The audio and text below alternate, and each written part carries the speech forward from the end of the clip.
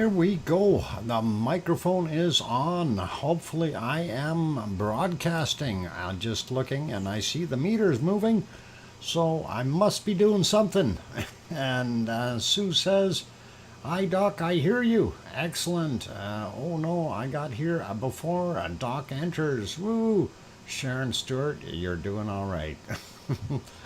Anyway, welcome on board everyone. Glad to have you all here. I see a few less people than normal, but hey, you know, I think people are still trying to get over what's been going on there with Hurricane Ian, and it has passed over most of Florida now and is going back out to sea. And next place it'll enter or come back in will likely be South Carolina. We'll see what happens though. Anyway, welcome to all, and first off going to say hi to my moderators. Arizona Snowman is in the house. Piggy is in the background, and welcome Piggy, glad to have you on board. And C&D Boy is here as well, and we probably have a few others in the background.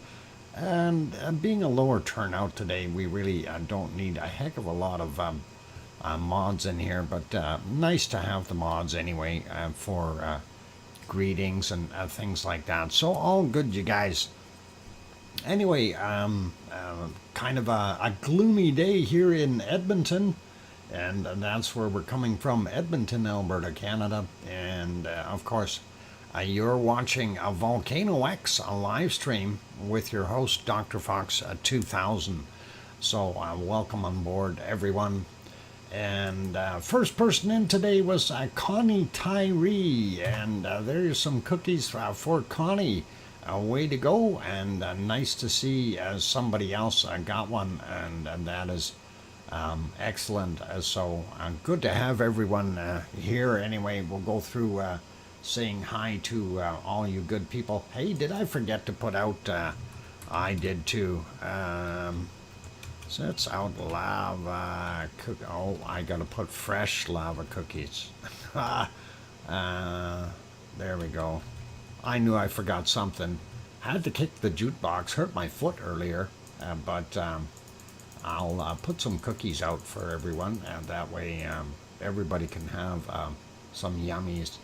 Anyway, there we go. So we'll start off by saying hello to Nancy Buchanan and Robert Frary and Sue Hayes, John Raper, Sasha's back. Welcome, all of you. Henry Nelson in the house, going up. Robert and Shandell also here. Good to have you on board. Perfectability 999. Brian is also here. And our wonderful Oz. Welcome back, Oz. I'm glad to have you here. Sharon Stewart also in the house. Moving up a little bit more on the list. Trying to find some other good names. We got Henry already. Oh, King Colin Dedman also here. Welcome, Colin. And going up a little bit more, looking for the other names that will have eluded me already that I seen zipping by. And actually, it's kind of a quiet day here, so I'm not a big thing. And yeah, I'm already back to the top since there are not that many people chatting today. I don't see anybody else in here right now. And I'm sure we'll have a bunch of others popping in. And no worries there. So real good. Anyway, on-screen stuff from our canned lava files, and that is coming from the August 15 can from Mick Laws says, "I'm here." All right, Mick. And anyway, yeah, it's kind of an interesting thing to see some of that lava. Wish we had real live lava though. I prefer that any day of the week, if you know what I'm saying. And we'll stop our canned lava for right now, right after I get rid of the logos and stuff. There we go. And we're gonna stop the canned lava and look at what it was looking like at our Siggy Fisher earlier today. And I had to go back to about 1500 or thereabouts, or 3. This is actually just about 20 minutes after 3 p.m. Their time. And yes, it looks like kind of a spooky wasteland, smoking, steaming, hot stuff. But yep, it is, Piggy, a very spooky. Suki. I know you meant spooky. Oh, that's okay. But yeah, it is not looking very good there. So it's Halloween for what? Nice, ready for Halloween next month. And yep, that's likely what will happen. And that's all good. And yeah, so that's kind of what we seen there today. Really nothing major happening in Iceland. Let's go and review things really quickly though. And there is our harmonic tremor chart. And I just got to get on the right screen. There we go. And I thought, oh, great, it's going up. We're going to see something. Well, it gets up and then it starts heading back down. So my hopes have been dashed once again. And we see what we've got right there. And that is about where it is. I'm going to refresh that just to make sure we're right up to date. Yeah, it added a few more lines there, but nothing positive as far as I'm concerned. So that is what we were seeing, and definitely going back down. And hopefully we'll see things pick up here at some point. I really want to see another eruption in Iceland in a safe place, a place where we're not going to inundate anyone or displace anyone or anything like that. So all good. Anyway, looking at that kind of gives you the idea of where we're at as far as that harmonic tremor chart goes.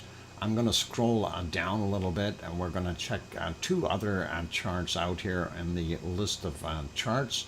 And the one that we wanted to see here was Grimsey. And a few days back we seen Grimsey all the way up there, and we kind of wanted it to erupt underneath the water there somewhere, and then it just went for a big dive.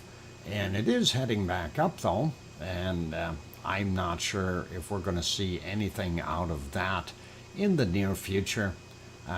Keep your fingers crossed. We may get something. Let's go down a little bit more. We're going to take a look at the Grindavik, and there is the Grindavik chart doing basically the same thing as our Fagradalfjall chart, and that is what we're seeing right now. So all things technically pretty quiet there, and not sure if that is going to make a big difference in what's going on. And let's see if we pop over to the earthquake map, and let me get on that one myself here, and we'll get rid of this guy.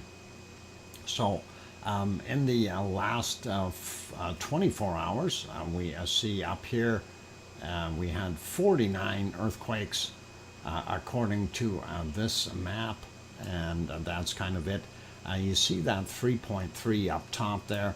We're going to click on it, and it's right at the top, so very difficult. I have to pull it down with the mouse. 1:50 a.m. It was a magnitude of 3.3, and it was 4.9 kilometers down. That one's a little bit more sizable, so I'm kind of wondering, is it going to do something? But I don't think it will. That, to me, looks like it's possibly some kind of tectonic movement. Looking at some of the other ones, we do have this 2.1 there from yesterday at 23:36, 16.9 kilometers down, quite a distance. And then we also have this 1.8, 14.5 kilometers down. It came in at 1:33 this morning, Iceland time. and that's what we've got there.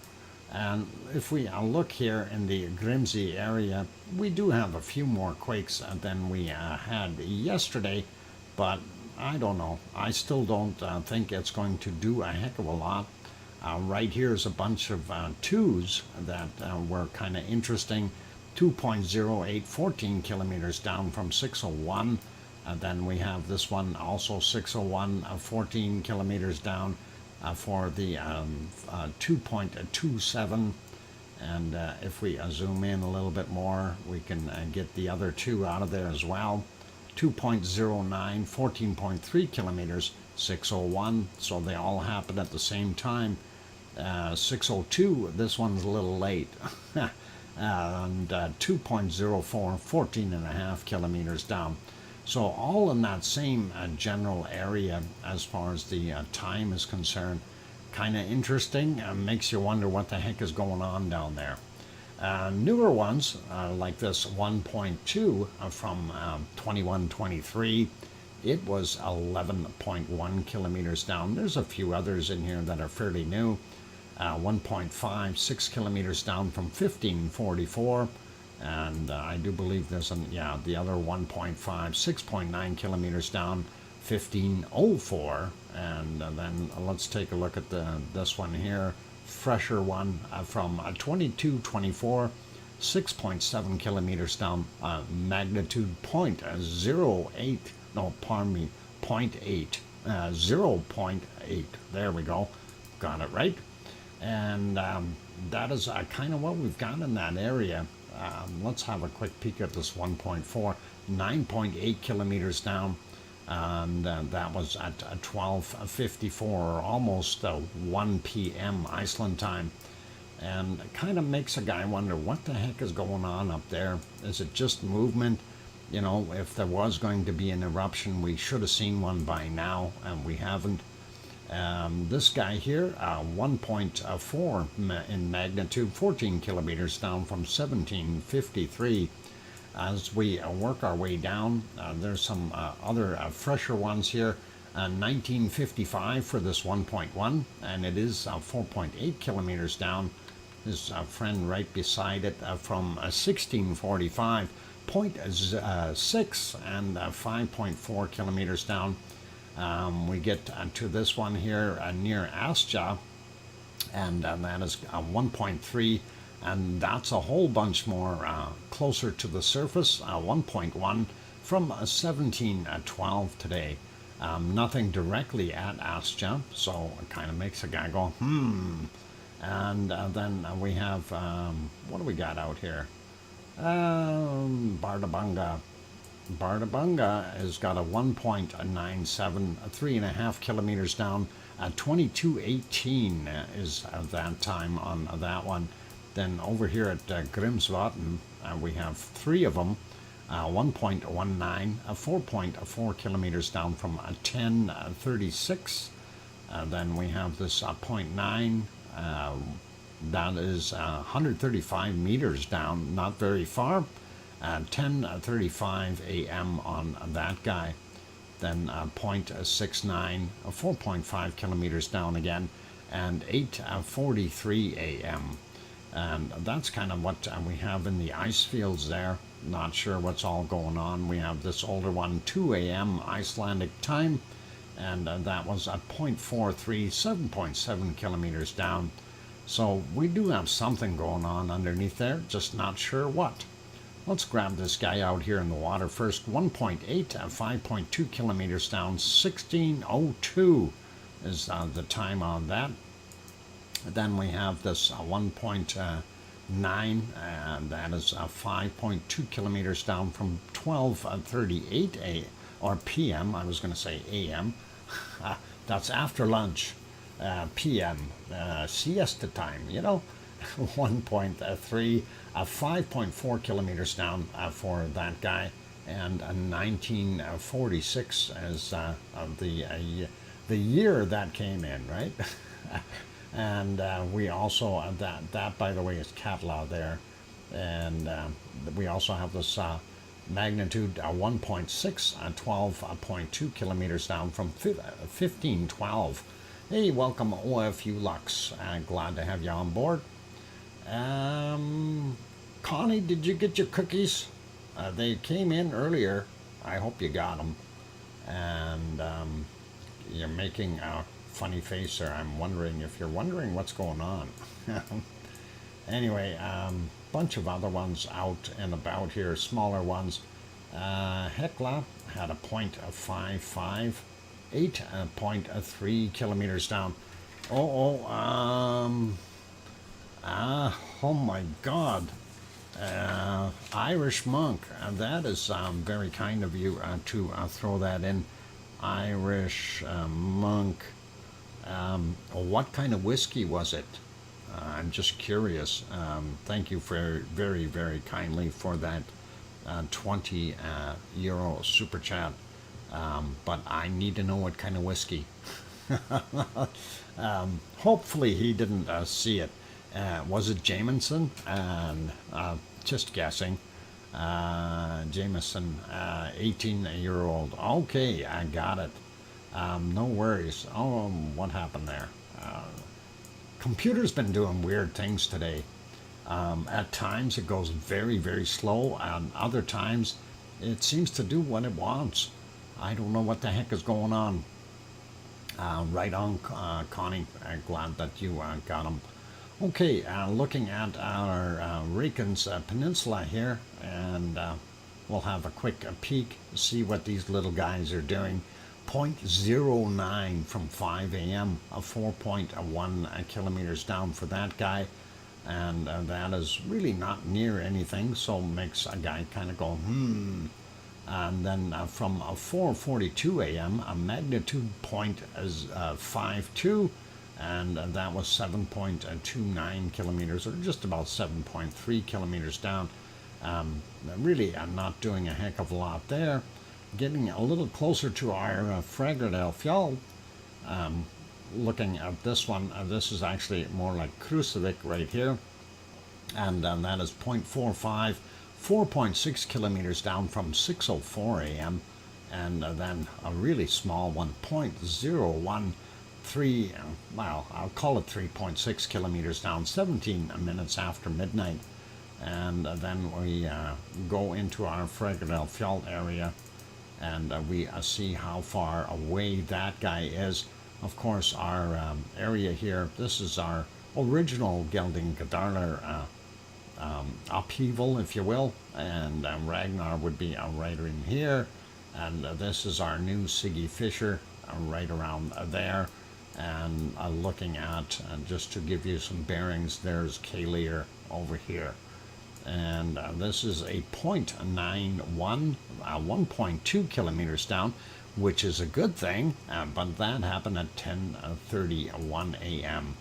And of course, we like them closer to the surface. It really will help out if we do want to have an eruption. Mars 2028, good to be back. Good to see you. Glad to have you on board today. And let's see, this one here, 0.15, 4.11 kilometers down, 3:04 a.m. on that guy. Not very big and not doing a heck of a lot. We don't see anything else happening out in here, but I do want to add that we are still getting a bunch of earthquakes, and I need to get back on the right map here. Where is it? There it is. Out here at our Reykjanes Ridge, all the way out, that swarm that we've had, they are continuing out there. And it really makes a guy wonder, are we going to see an eruption of some sort in this area? And some of these were sizable quakes, 5.2 there. That was actually from yesterday at 20:23. And then we'll grab some of these other ones. 5.7, that's the big one. 9:32 this morning, and that is a sizable quake, and makes a guy wonder what the heck is going on out there. Then we have this one, 5.1 from 3:55 a.m. and I think we've got a few more here. There's smaller ones, 4.8, 36 minutes after midnight. I'll take a look at this guy. Another 4.8, 9:11 a.m. And if we zoom in a little bit more, that'll break the other ones up. There we go, 4.9 from yesterday, 1838. And then we have that guy from yesterday as well, 22:45 for that 4.8. And, you know, it kind of just throws you off a little bit. 4.5 here, yesterday's at 17:42. And we've got a few more down here, 4.6 yesterday at 20:06. Then this one from today, 6:19 a.m., 4.7. This one also from today, 1:50 a.m., 4.7 in magnitude.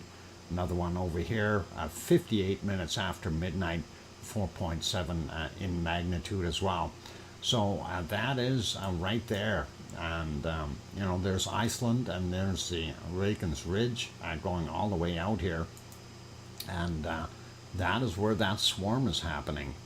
And, you know, I'm not trying to be a weird guy, but hey, maybe we're going to see a new continent growing here. You never know. You never know. We could have a volcanic eruption there. Anything is possible. And we'll see what happens in the near future. Always look after the man at the door, C&D boy. Yeah, the man at the door is the one who's going to save you if something happens. Anyway, I'm going to leave that be, and we'll get back to our earthquakes afterwards. And we do have a couple. You do see the red dots here, 5.1 in Alaska. And we have another 5.7 Loyalty Islands, and another 5.6 Myanmar, and that kind of throws a few things in there. But the interesting stuff, of course, is over here at the end of that Reykjanes Ridge, and really makes a guy wonder what the heck we've got going on. Anyway, that is just about it for Iceland for right now. And I think what we can do is we can pop over and take a look at some of the other areas. And of course, we want to go with our wonderful Azores next, since we're working our way down that Reykjanes Ridge and getting to what we refer to as the Mid-Atlantic. What is it? It's a mid-Atlantic something. Anyway, plate boundaries between a whole bunch of places. Anyway, we're going to go have a look at the Azores as we slide down that mid-Atlantic ridge. And there we go. So there's a shot of what we're seeing there today. And of course, we are on the island of São Jorge, or if you want to say it in Portuguese, São Jorge. And the lights that you see across the water here, those are over on Pico Island. And that is what we're seeing from this shot. And for those who aren't familiar with it, this is what it looks like normally during the day. And of course, the big mountain there, that is actually, well, they renamed it on the map as Mount Montana, but it's called Pico Volcano. So anyway, the distance between the two islands is about 18 kilometers. And yep, they are in the middle of the Atlantic. And Azores has a really cool old history. So they are doing, you know, their thing from way back when. It used to be a refueling station for the most part for what they call the big clipper ships that used to go across, and we're referring to the actual airplanes that used to fly from Europe over to North America. And because they couldn't fly all the way with just one tank of gas, they ended up having to refuel somewhere, and the Azores is where they used to land and refuel and then go again. So pretty awesome stuff. And anyway, let's go take a look at the other shot here. And this is a little cove we always look at. And what we check for down on the bottom here is that white water to see how rough the ocean is. And again, it is, fairly wild. For those who are not familiar with that, whoops, I want the other one. There's what it looks like during the day. And of course, at nighttime, it's like this. And we kind of see the waves splashing in doing their thing. So don't take your little boats out there. You're going to get flipped over. And doing this, we will see how many quakes we've had there for today. I'm going to make that a little bit bigger, though.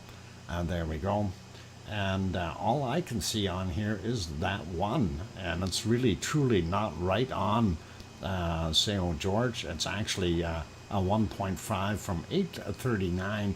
That is just beside it. So very, very cool. Hey, Tetra is in the house. Welcome, Tetra. Glad to have you on board.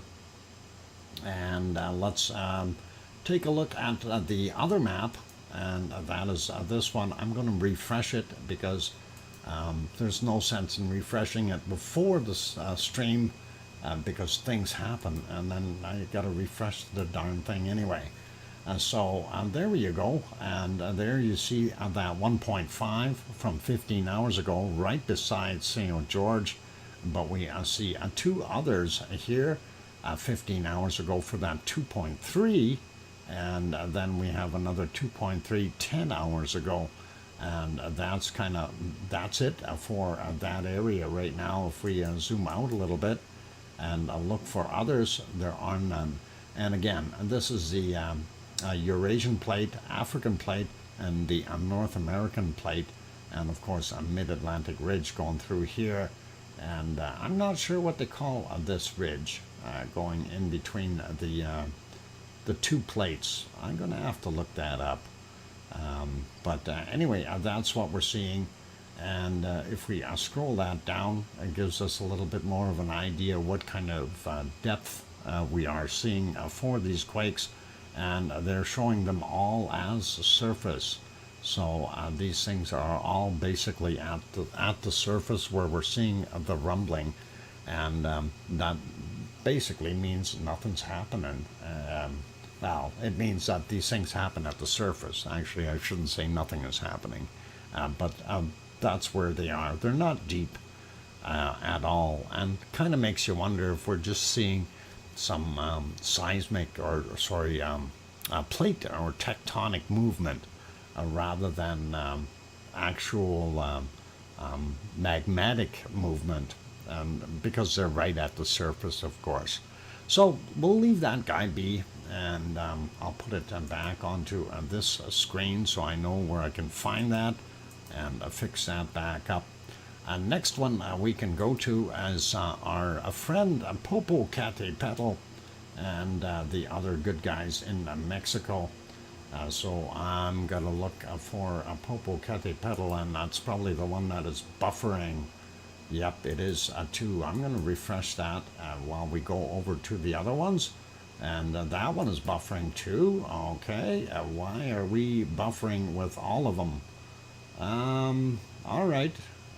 And that one's no good. What the heck is going on? I checked these about 10 minutes ago, and we didn't have any issues. Come on, click on there. Is my computer really gone that stupid that it's doing things? Hang on. I want to skip the ad, and it took the thing away. What the heck is going on? Okay, it's volcano gray anyway. That's what we're seeing. There, we got to skip the ads thing. Come on, skip that ad. Holy macaroni.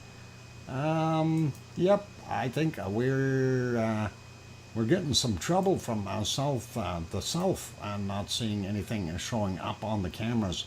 But, well, if that is the case, I'm not going to worry about that.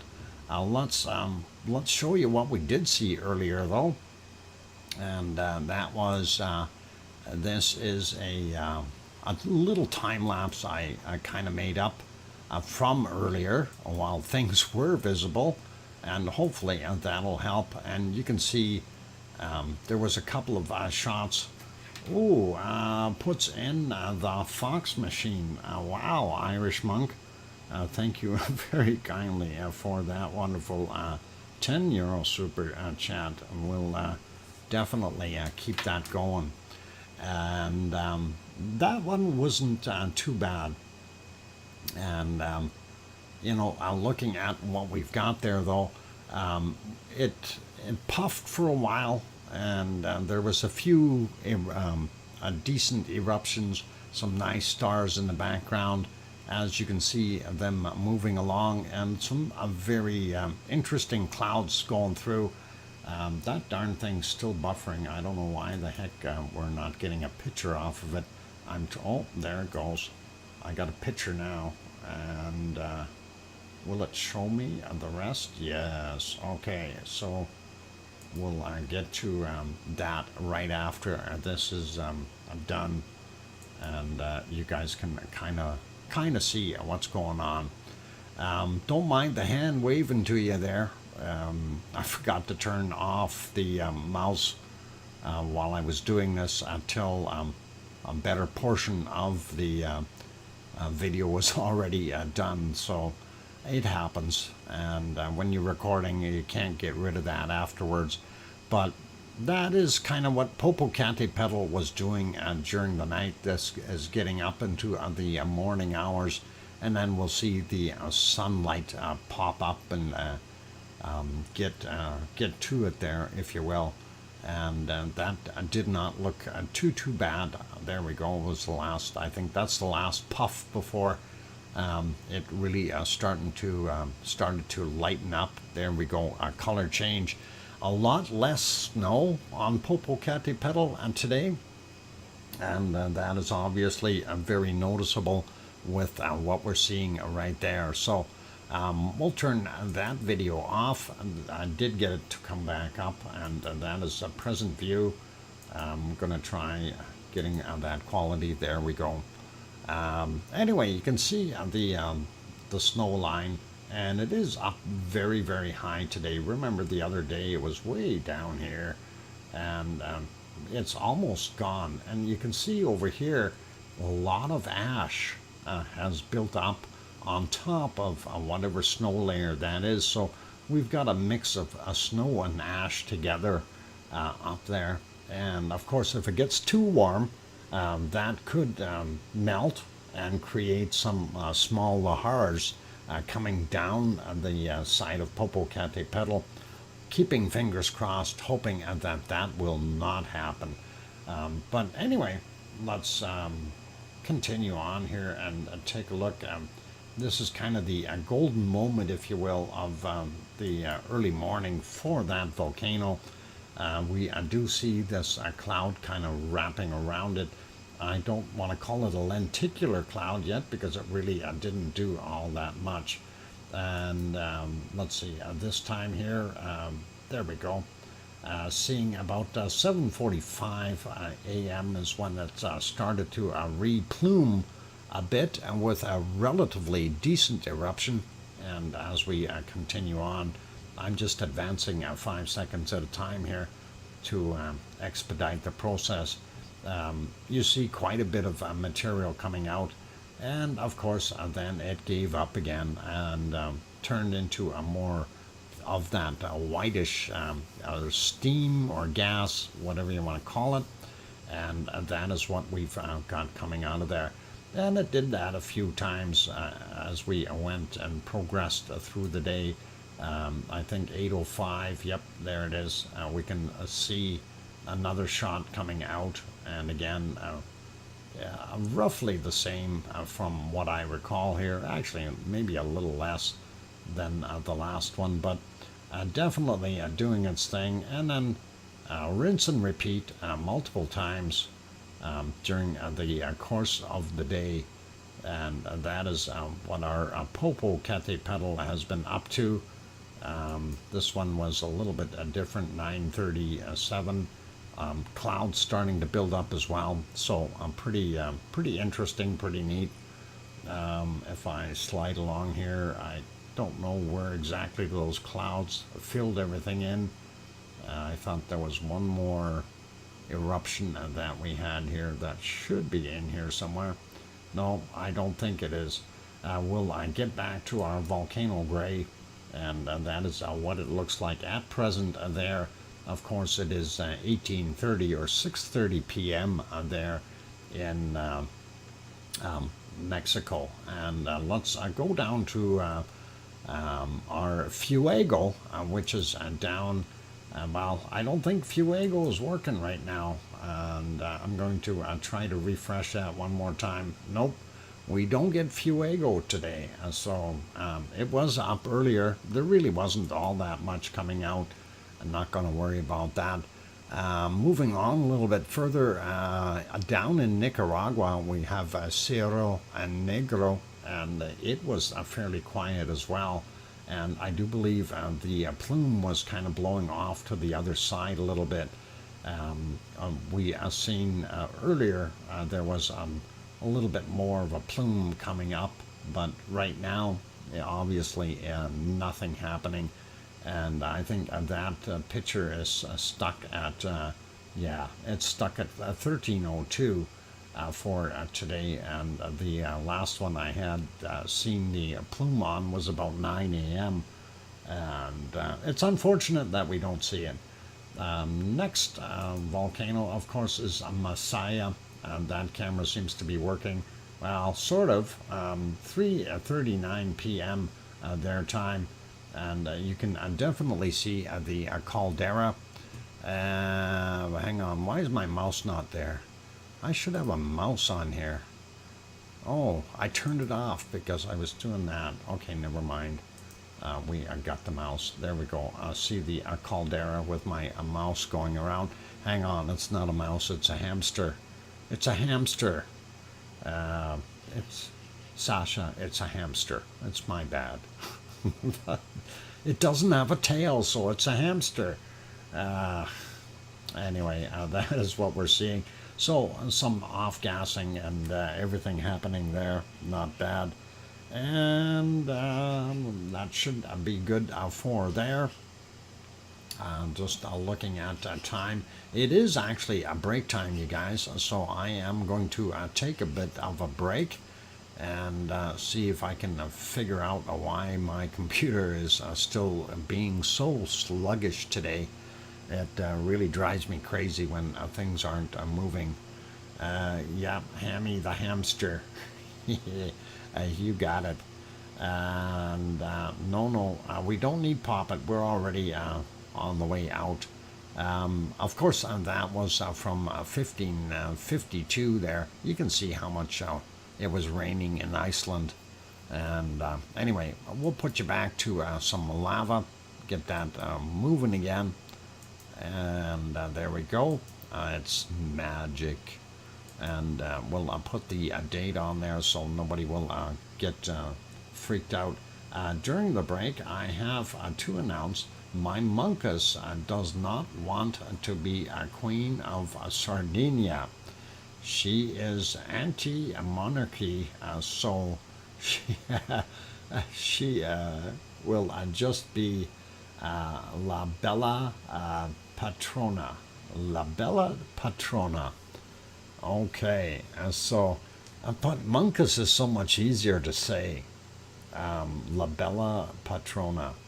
The Monkus, La Bella Patrona. All right, not a worry.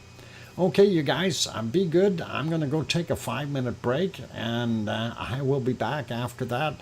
Let me kick the jukebox again and see if I can get that going. That, too, had a problem this morning. Anyway, I'll be back, you guys. Keep smiling.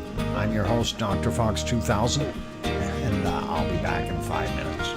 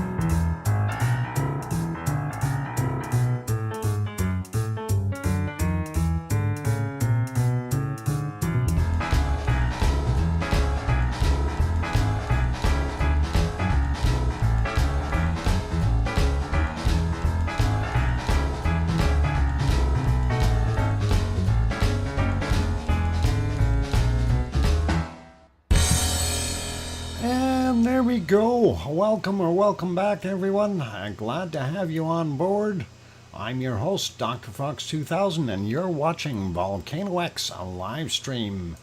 And let's see, we're gonna stop our canned lava here, and there we go. And that gives you the view of what it looks like there in Iceland. Well, earlier today at 4 p.m. and that is our Siggy Fisher right there, and of course that is from earlier today. But anyway, we will carry on, and thank you for the welcome backs from DJ Puff the Third, and welcome, by the way, and Sue Hayes and Trev the Wonky Donkey, who's also here, and thanks Sasha, so Sue, Sasha, and Mars 2028, Grandma B, thank you, and glad to have you on board, and Sharon Stewart saying, I hear you. Okay, thank you. And Cynthia is also in the channel. Glad to have you on board, Cynthia. Anyway, since we were talking about Sardinia, it's only fair to show some of those people where Sardinia actually is. I know it's a little bit confusing sometimes when as people say, well, it's the second largest island in the Mediterranean. And we'll show you where it actually is. So there is Italy, and there is Sicily, and here's Sardinia. And of course, Sardinia is well known for the name of sardines. And I don't know exactly where Irish's Monkus has her land there, the 8 hectares when the tide is out.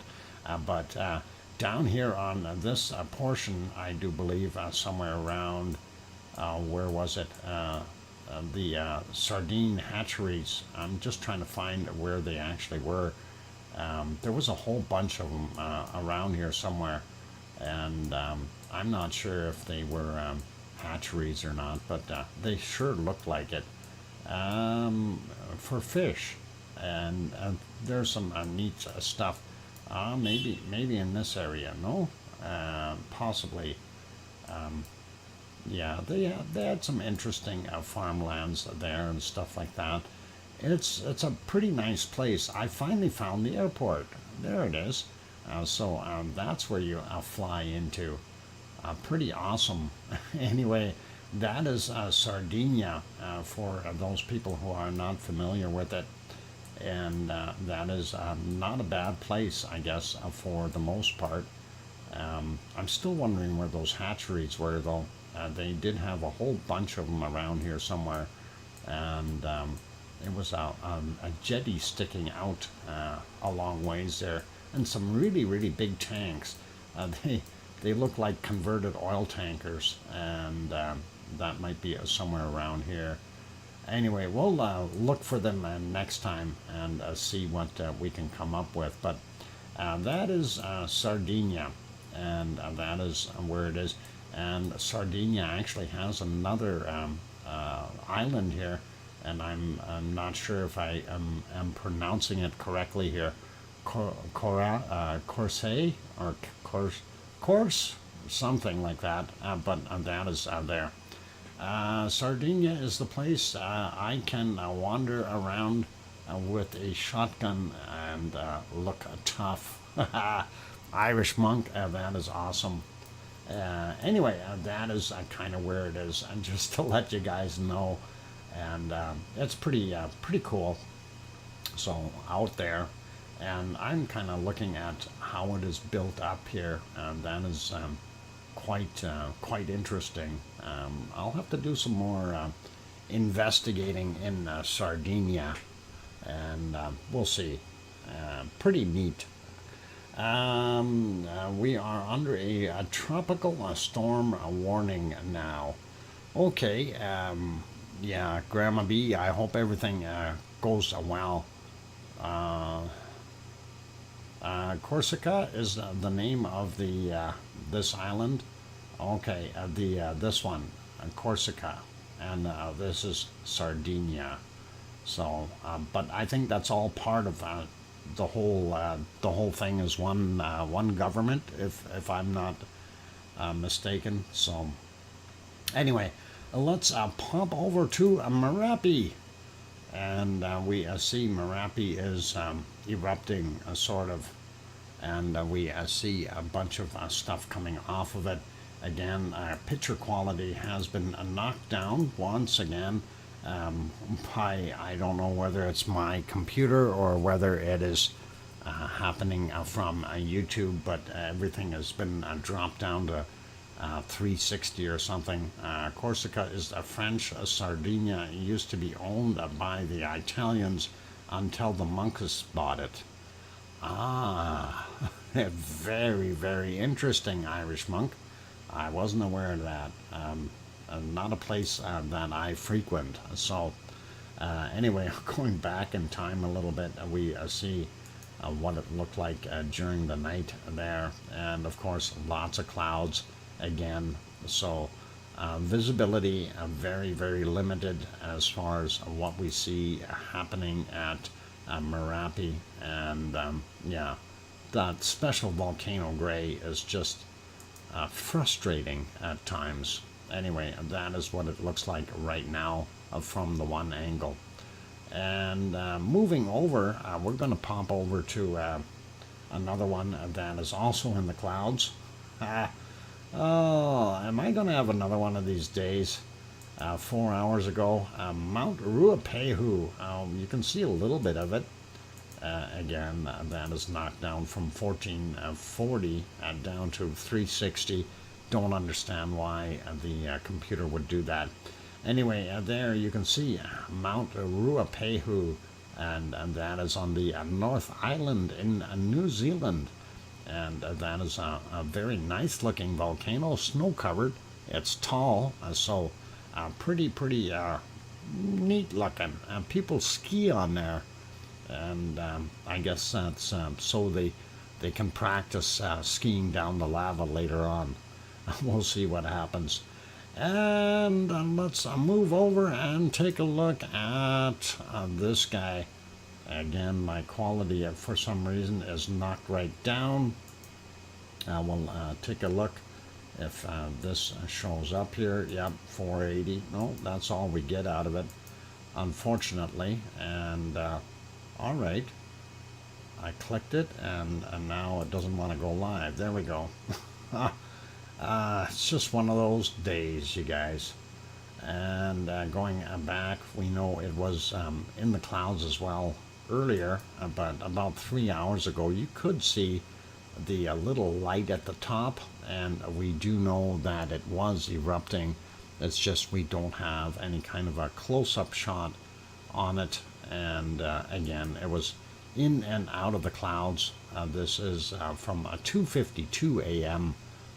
Their time, and that is what it looked like. We do see that, not bad. If we make that a little bit bigger, there we go. And that kind of gives you an idea of the glow involved at the top there. So pretty awesome. But before that, it too suffered from in and out of the clouds. And I'm just trying to get it moved back a little bit more. This is at 1:51 a.m. Their time, and we do see that it was still working away, but very, very hazy, unfortunately. And prior to that, I think we lost sight of it. Yep, volcano gray all the way through until we get back another 2 or 3 hours, 7 hours ago. That's what it was looking like. So not that bad. There is glow, and that is the important part. For those who are watching, one of the bunnies just showed up to eat. It did come to go eat out of the bowl outside, and realized that bowl isn't there, so it went right into the dispenser shelter to go eat. I moved the bowl because it was starting to rain earlier. We don't need to ruin the food for the bunnies. So anyway, that is kind of what we were seeing there. We can go back another half hour or so. and it continued to glow pretty much all the way through. So we know Semeru is active. It's just not doing a heck of a lot for us right now. We don't see the lava pouring out like we'd love to see, right? Gonna get wet, very wet. Yeah, it could get very wet. Did that just knock down my stuff again? I don't know what the heck is going on. Ever since I did that last update or second last update, I've been having issues with the computer. And I am pointing at Windows as being the fault. Yeah, that's on my mail server telling me I got stuff. Yeah, okay, and just got an email there. Okay, well, I had that email that was in there a little while ago. And anyway, that's what we're seeing. And there we go. Looking at our time here. Yeah, Piggy was actually asking, you don't sound jolly. And I'm actually not very jolly today. I've got a very sore stomach. And I don't know why. Well, I think it might be I've been eating some things that have too much fiber in them, and that doesn't do well for my stomach, and literally creates some stuff, you know, sore stomach. Anyway, we'll worry about that later. I'm going to keep going though and make things happen. Oh, lots of stress today too. Been out hunting for a decent job, and things aren't looking as great as they could be. So, do have some things in mind, and some irons in the fire though. We'll see how things come along. Yeah, I'm hoping that too much cake. Yeah, might have been. Actually, Trevor, you might be right. I had some banana cake, and that banana cake may not be that good for me. And I noticed when I started eating that, it wasn't all that. It tastes good, but I don't know. It just leaves my stomach feeling kind of, don't know. Eating different things that I don't normally eat, right? And I need to get back onto a diet of things that I had that I know are okay. Anyway, that is our wonderful Semeru. We'll pop over to Japan now, and we'll have a quick look at Japan, see how our Sasha, yes, I'm very food sensitive. I'm very, very food sensitive. Everything does different things to me. You know, sugar and flour are bad for your stomach. Yep, it is. Yeah, I don't know. Sometimes, you know, having Crohn's disease is not an easy thing to deal with, and you really got to watch out for what you get. Yeah. Anyway, ice cream boat just leaving, darn it. And that is kind of a shame. We should have got there just a little bit earlier. We'll have to wait for the next ice cream boat if you want ice cream. And by the way, I have not had any time to work on those other emojis, so we're definitely going to see what we can do to get that happening, and continue to work on that. Anyway, Sakurajima has been doing a little bit more of that huffing and puffing all night long, but really nothing super special coming out of it. We'll go back up a little bit here. That's about 3.5 hours ago. Seeing a little bit of a glow. I don't know if that was actually from the volcano or from the lights that we had in the area. If you go back to about 5 hours ago, we don't see a darn thing over there. So very quiet looking, and this is about 6 hours 48 minutes ago. And again, really nothing in there that would indicate that we've got an eruption of some sort happening. 8 hours ago, same thing, still maybe a slight glow. I really can't tell at this point. And going back about, there we go, 9.5 hours ago, we see the plume going up, but again, really nothing lighting it up, indicating any kind of a eruption happening, other than, you know, it's smoking, it's doing its thing. And then this gets all the way back to 10 p.m. Last night, their time, and again, still nothing. So I'm going to put that back onto live, and there we go. And that is what we're seeing right now. And of course, that is Sakurajima in Japan, for those who need to know. And right now, we can probably take a closer look at the caldera. Well, it's still hazy and smoky, so I don't know. We can't really see too much of it there. Moving on. And there's those dragonflies going by. Those things are big over there. My God. Anyway, there we see ASO, and ASO is a wonderful volcano that is level green. We do see it off-gassing, or steaming, I should say. That caldera, of course, acting like a bowl every time it rains. There you get a bunch of water in there, and that floor in the caldera is fairly hot, and that allows it to warm up and steam off into the atmosphere. And that's kind of what we're seeing. And did they knock that down? No, that's still right where it was. Next one in Japan as well is Suwanoshi-jima. And there you can see a little bit more off-gassing from Suwanoshi-jima from its caldera. And kind of neat to see that. There's multiple vents there, like we've got one in this first crater here, and then there's a second and a third one behind it on the other side. Kevin Haynes, welcome, and I see IMC is also in the house, welcome. Did I miss anyone else? I'm popping in here, just wanted to say hi to all of you. We got Cynthia, and let's see, Colin, we got, okay. Have the rabbits changed color yet? No. While they started, they did start to change color, so it is getting to be that time of the year for the rabbits to do that.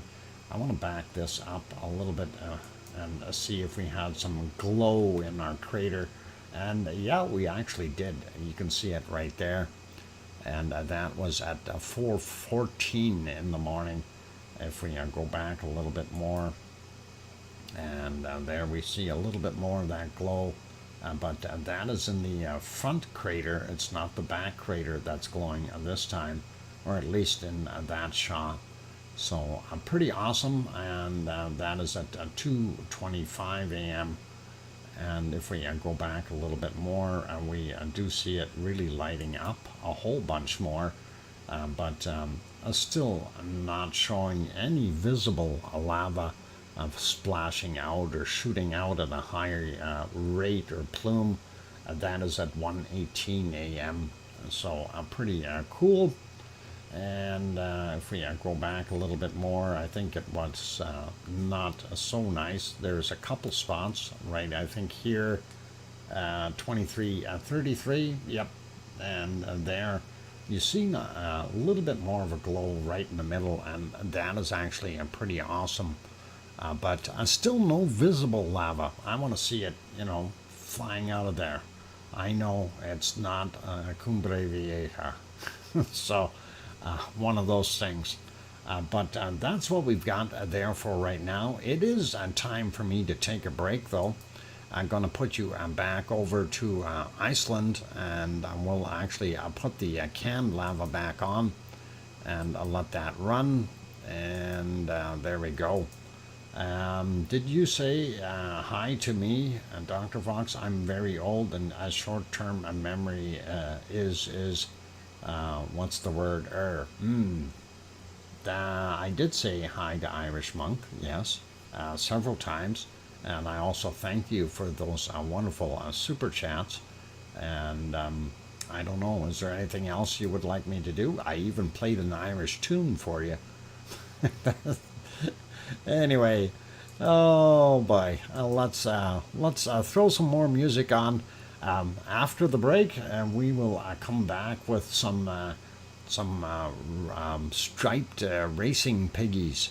Isn't that what the stripes are for?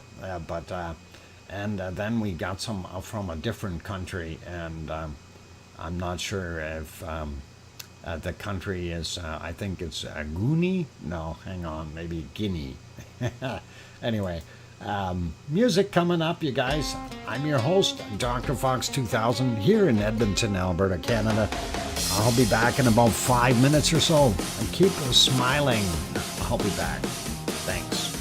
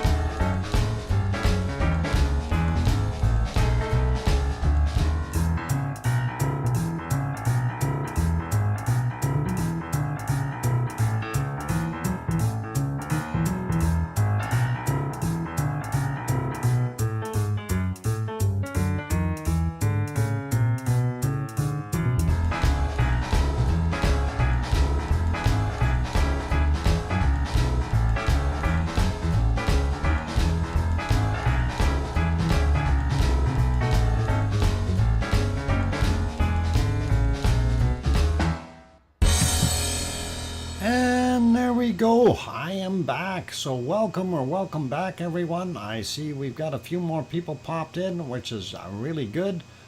Linda Schoof just got here, and Brian Rock, a rail fan, also in the house, as well as Old Nick and Guten Abend Klaus. And there we go. And people were doing their Irish jig earlier. That is awesome. And I'm kind of glad that popped up there at the when it did. It was pretty cool. Anyway, let's turn off the cam lava, and that is what we were seeing at about 6:30 p.m. Iceland time, and it is a scene that you would see in a horror movie. Anyway, that is kind of it. Anyhow, did promise bacon seeds, so let's get over to those right now. And there we go. That is the last one from yesterday. And I am trying to find the first one from today. And that is right there. Racing stripes. I told you they had racing stripes. That one is just waiting to get going, and that is pretty awesome. And kind of skinny though. I think he needs to eat more.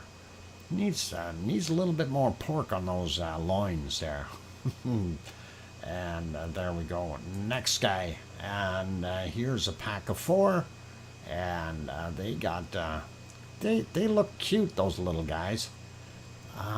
I don't know. That's kind of a neat looking little pig. Gluten-free piggies? Oh, okay. Maybe that's what it is. I like those. But,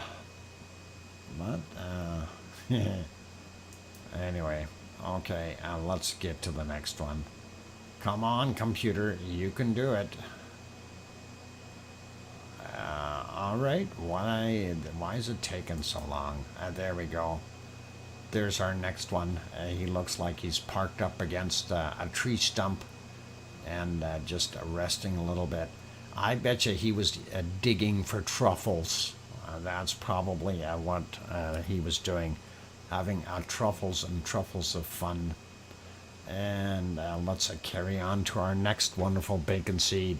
And more racing stripes. This guy is kind of set and ready to go. These guys don't smile as much as the other ones that we normally see. So, Sir Pretty. Hey, Kevin. Good to have you on board. And here's fall colors for this guy. And I bet you he was out truffle digging as well. And that is pretty cool. And oh, sit pretty. Not Sir Pretty. Okay, that's all right. And we kind of like that. Truffle diggers, that's what they are. Next one, our last one. That is our last bacon seed here for today. And again, this guy looks like he's kind of been digging for truffles as well. His belly looks like he might have had a few truffles, and he looks like he's ready for an afternoon siesta. Needs sunglasses. You know, you might be right, Linda, and they do. I think that'd be cool. And of course, we'll have the bonus piggies. And these are from that other country that I was talking about, and the country of Guinea. And there they are. Their racing stripes are slightly different, and that is according to Irish Monk. These are definitely a pig creature, but they are there. So pretty awesome to see that, and we don't mind them. And one thing that you can always do if you got a mouse problem in your house, if you have a guinea pig, you won't have mice. Mice hate the high squealing noise that guinea pigs make. and they make a very, very high pitch tone. So, yep, they are definitely pigs, and we've got a 3-pack right there. So we had to include them. There are lots of truffles in Sardinia, but that's a secret. Shh. Okay. Irish, I promise we won't announce that there are a lot of truffles in Sardinia. I won't say a word about it. So anyone going truffle hunting, don't go to Sardinia. There's lots there, but you're not going to get any, especially if the tide is in, because that extra land will be kind of underwater. They got eaten in South America. Don't eat the guinea pigs. Actually, Sasha, some of the guinea pigs in South America are actually bigger than the ones that you find in North America. So that is kind of an interesting little tidbit there. Also, European ones are not as big, and I think it's kind of neat. John Raper, somebody tell John to hit a refresh so he's live. He's definitely back a little bit yet. John Raper, if you're listening, hit your live button, please, because you're too far behind. And by the way, how many emojis? Try to limit that. There we go. Anyway, no worries. Okay, that's our bacon seeds for today. And we have our extras there. And I want to see if we can bring up Ta'al. And Ta'al went out on me again here. I did have it loaded earlier. And what is going on with this computer? Or is it YouTube? It just doesn't love me today. Holy mackerel. Oh, come on, load Ta'al. There we go. It might be loading this time around. And we'll see. Yep, it did. And let's see if we can get that quality working. Yeah. All right, over to Ta'al. And there we go. And it's steaming. Ta'al is steaming. It is YouTube's fault. Cynthia, I wouldn't doubt it. But it's definitely been acting up the last couple of days here. So kind of coincides with my stomach acting up. Blame Ian? Oh, well, Ian's not here to defend himself, so I won't blame him. Anyway, that is a Ta'al volcano. It's doing what it normally does, and that is off gas or heat up that water that's in that little lake, and steams out of there, making little beautiful clouds. On occasion, we see it erupting, but not today. So that's kind of what we've got. Next one on our list is the again frozen. What the heck? Our frozen land of Yellowstone. Oh boy, if Yellowstone stops and freezes up, then we gotta run. I hope it doesn't. That would be life-changing. Anyway, for those good people here, Yellowstone National Park has over 500 active geysers, and they are doing their thing, and they are pretty. And right now they're not looking at our normal area, which would be over to the Old Faithful. They're looking into the field where there's dozens of different vents happening, which is always kind of neat. Antarctica is moving north and freezing all the streams at the volcanoes. Darn it. That is not good. Anyway, I hate when that happens. let's carry on here. I'm looking at the time. We got plenty of time to go take a look at Hawaii, and we'll do that. Hawaii is in a nice spot. It looks nice. That, of course, was from 1:56 a.m. Hawaii time, and that is the a lava pond that is inside Kilauea's crater, and we can see the lava level is fairly low. You can also see some very bright spots around the edges here, and especially on this one and these little ones here, and of course on this guy over here.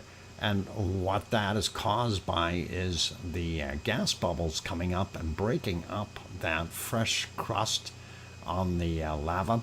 And of course, that is indicating that we've got drain holes there with the material actually draining out of that crater as it's coming in from this end over here where the lava tube is located.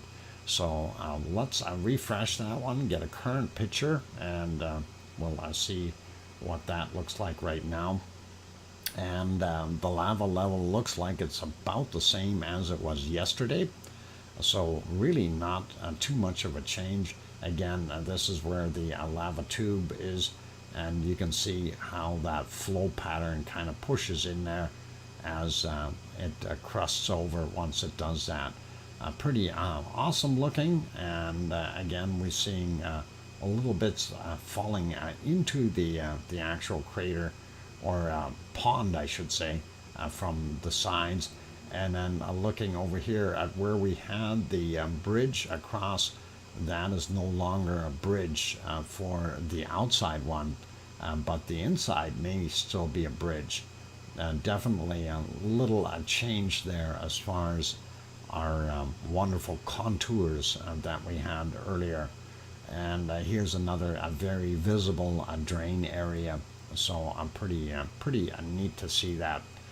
Next shot, of course, and that was from 2:06 a.m. Hawaii time, and there you can see the lava pond. Everything else is kind of quiet, and you don't see a darn thing.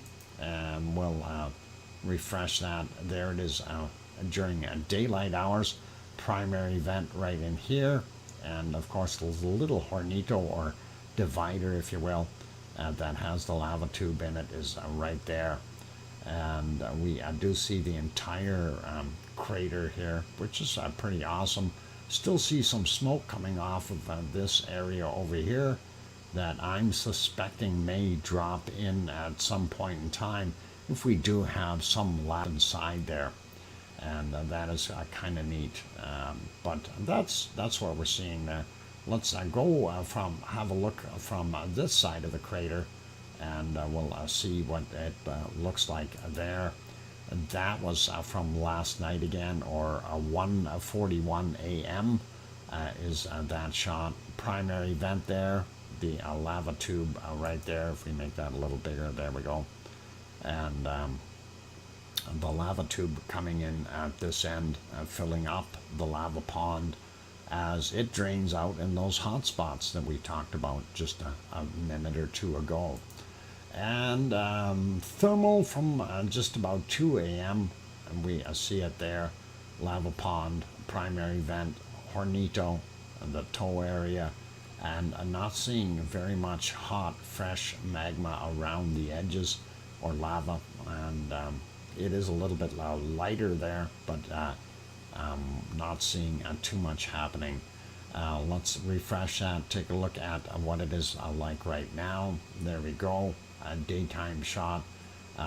Again, you can, in this shot, you can see a little bit more of this kind of a floating island, if you will, of kind of cooled lava, and it's actually floating on top of the other hotter lava slash magma underneath there. And that is pretty cool. So while we're looking at this, I wanted to see if we can do this. Nope, I need to fix that up so we can watch it properly. Give me a second, and I'm going to recapture that Boy, I can't do that. Never mind. That's not going to work either. Oh, yeah, share. Screen. Delete that. Remove. Okay. I need to get that moved ahead a little bit so I can actually see it. This is a video from USGS, and I will just advance it a little bit here so we can actually see the crater. I can do a capture on this so we can get a full screen for you. And there we go. All right, that'll work. And get it to right about there. And come on, computer, catch up. There we go. All right, so this is from the USGS. This was issued today, and we'll let that play. They do have some audio on here. I'm going to cut the audio though, just to make sure we don't get anything happening as far as copyright issues. But this gives you a pretty good idea of what Kilauea looks like during the day. What happened there?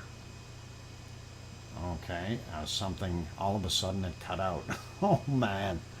Yeah, I don't know if that's YouTube or whatever. Anyway, Eruption soon focused at some events, and a lava lake nearby the crater. There you can see the actual lava lake or pond. That is about 3 acres in size. Gives you a pretty good idea how big that is then. And nearly 300 acres of crater floor have been covered with lava. So that is a fairly big chunk of land that is full of that wonderful lava, and gives you a really good idea. That was dated from who said no, this was the date on this is they published this today. So if there is stuff in there from older times, yeah, there would be, because they did show what it was like then and what it was like now. And this shows here how it was rising, and things were changing. So pretty neat. And you can see how that filled up. And yeah, they had different chunks on different times. And it says 1 year of eruption is what they're showing here, basically, in this video. And there was definitely some pretty awesome stuff going on, and very lavely. Awesome time lapse. Yep, it was. Lava cake. Oh, okay. This is actually a really neat shot. We're going to go back to that one. I want to go back to that 19 whatever it was, and we'll see where that is. Yeah, that's about 2 minutes and 17 seconds into it. Anyway, pretty awesome to see the highlights, what they've thrown in here. So I do like that. It's pretty neat looking, and of course, you guys can always go to YouTube and see this one for yourselves. It is on the USGS site. So I'm going to stop it there and go back to that shot. That is right there. So you can see what it looked like. And this is back in 1919. That is a long time ago. And that is the lava lake at Kilauea's summit. Or were observed in the 1800s and 1900s, basically. Anyway, that is kind of neat and very, very cool to see. I just thought I'd throw that in and let you guys have a look at it and see what it was looking like at that point in time. I think it's kind of a neat history to it, and that was for the last basically the last year that they showed this, but obviously 1919 is a little bit more than a year, and I thought that was neat. We also had this other video, if it'll play, and this is also a USGS one. that was posted from 2 days ago, and hopefully that is playing. No, why? There it goes. Again, being slow. I have no idea what the heck is happening with that stuff. Anyway, 27th of September, Kilauea volcano is what they show, and it's a time lapse from March to now, and that is, of course, the level of rise, and they show that in multiple of times here, just so you can kind of better get an idea of what it really does look like and how it was rising. And that is a big rise when you see that, and it's scary in a way, because if that kept on going, that would definitely start coming out of that crater if it filled everything up. Anyway, that's it for our wonderful Kilauea, and we'll turn that guy back off. There we go. So looking pretty good, and it is alive. You bet. You bet. It is alive. Okay, going back to our canned lava, and that is what we're going to put on there. And after the canned lava, of course, and my break, that's what it, oh, there we go, canned lava. That other shot was what it was looking like right now in Iceland, but this is canned lava from back in, oh, I don't know, 15th or so of the August. And I will leave that right there for you guys. And I'm going to go take a break. So for all those good people who are here, if you have not yet hit that like button and you're enjoying the show, by all means, do give it a quick shot and hit that like. Also, if you're new and you have not yet subscribed to the channel, you might want to consider doing that. We do have daily streams, and you can always hit that bell notification. That way you'll get notified when we come on. On that friendly note, I'm your host, DrFox2000, here in Edmonton, Alberta, Canada. I'm going to take a few minutes out and go do my thing. I see the squirrel came in and got another walnut piece just before the rain starts. So, good squirrel. Okay, you guys, I'll be back in a few minutes, and then we'll get at earthquakes and weather, and go from there and see what our future will hold. Keep smiling. I'll be back. And here comes some music. I hope. Unless... yeah, there it is. Okay, back in 5 or so. Thanks.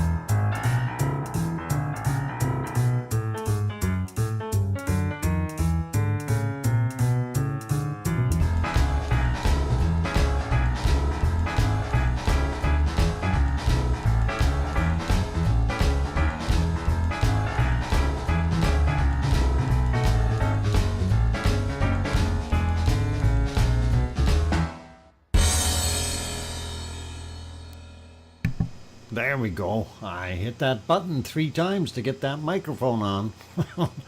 Anyway, let's see. Somebody is heading out already. Trev, good night. And Bananapus, saying hello and probably good night, everyone. I missed it. My sleep pattern is all over the shop floor. Oh boy.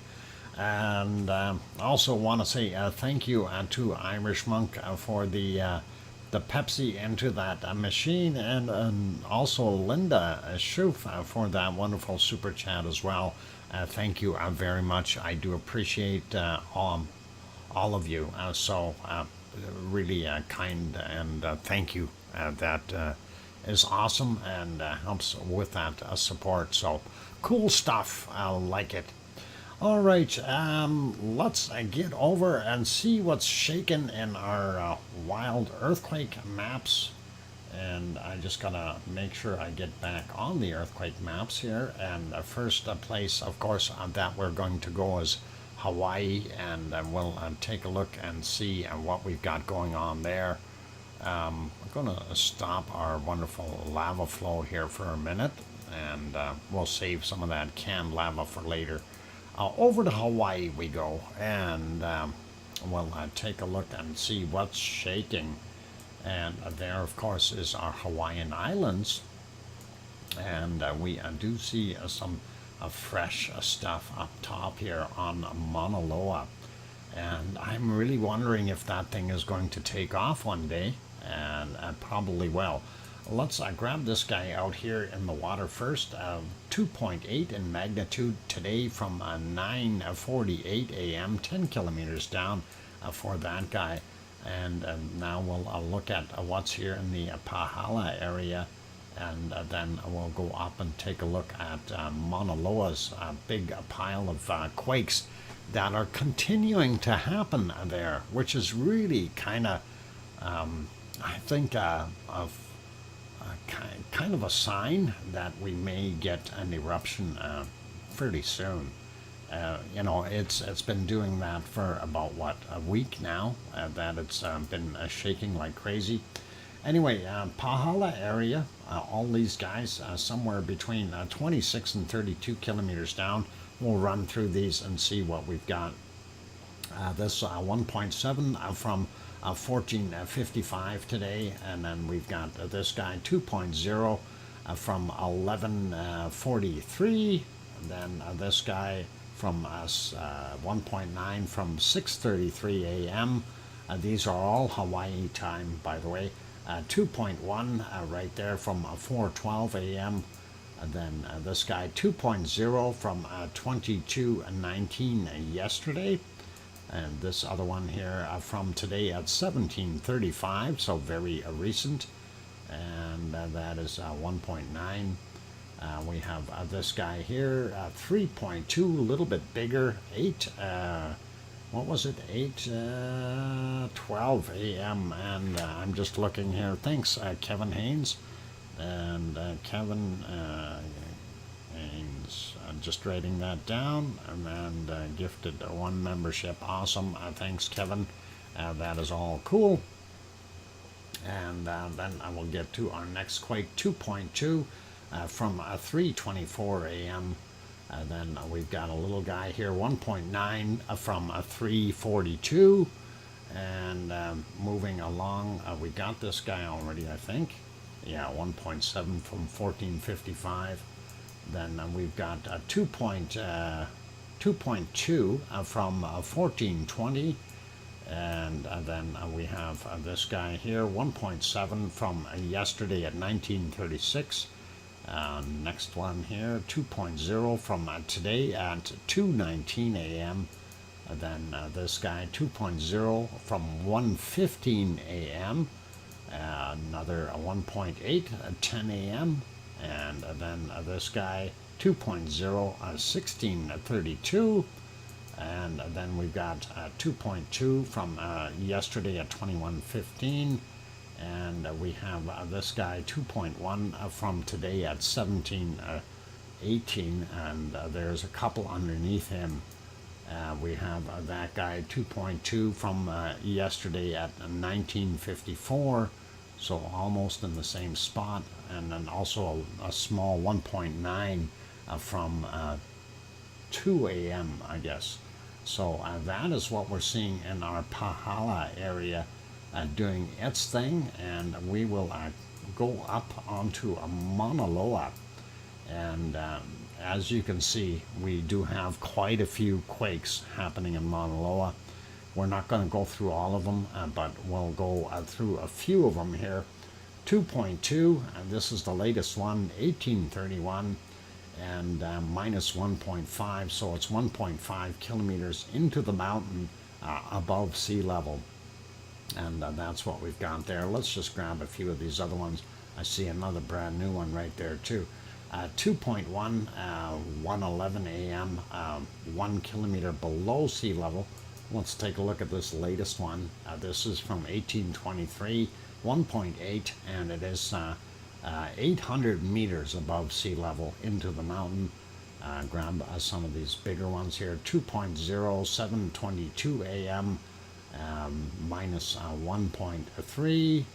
And then this guy 2.1 from 1547, minus 1.6, and then we have this guy here 2.5, a little bit bigger, 8:16 a.m., and I'm sure there's a few more in here. You know, well, we see a bunch of them, but I'm not going to worry about going through all of them.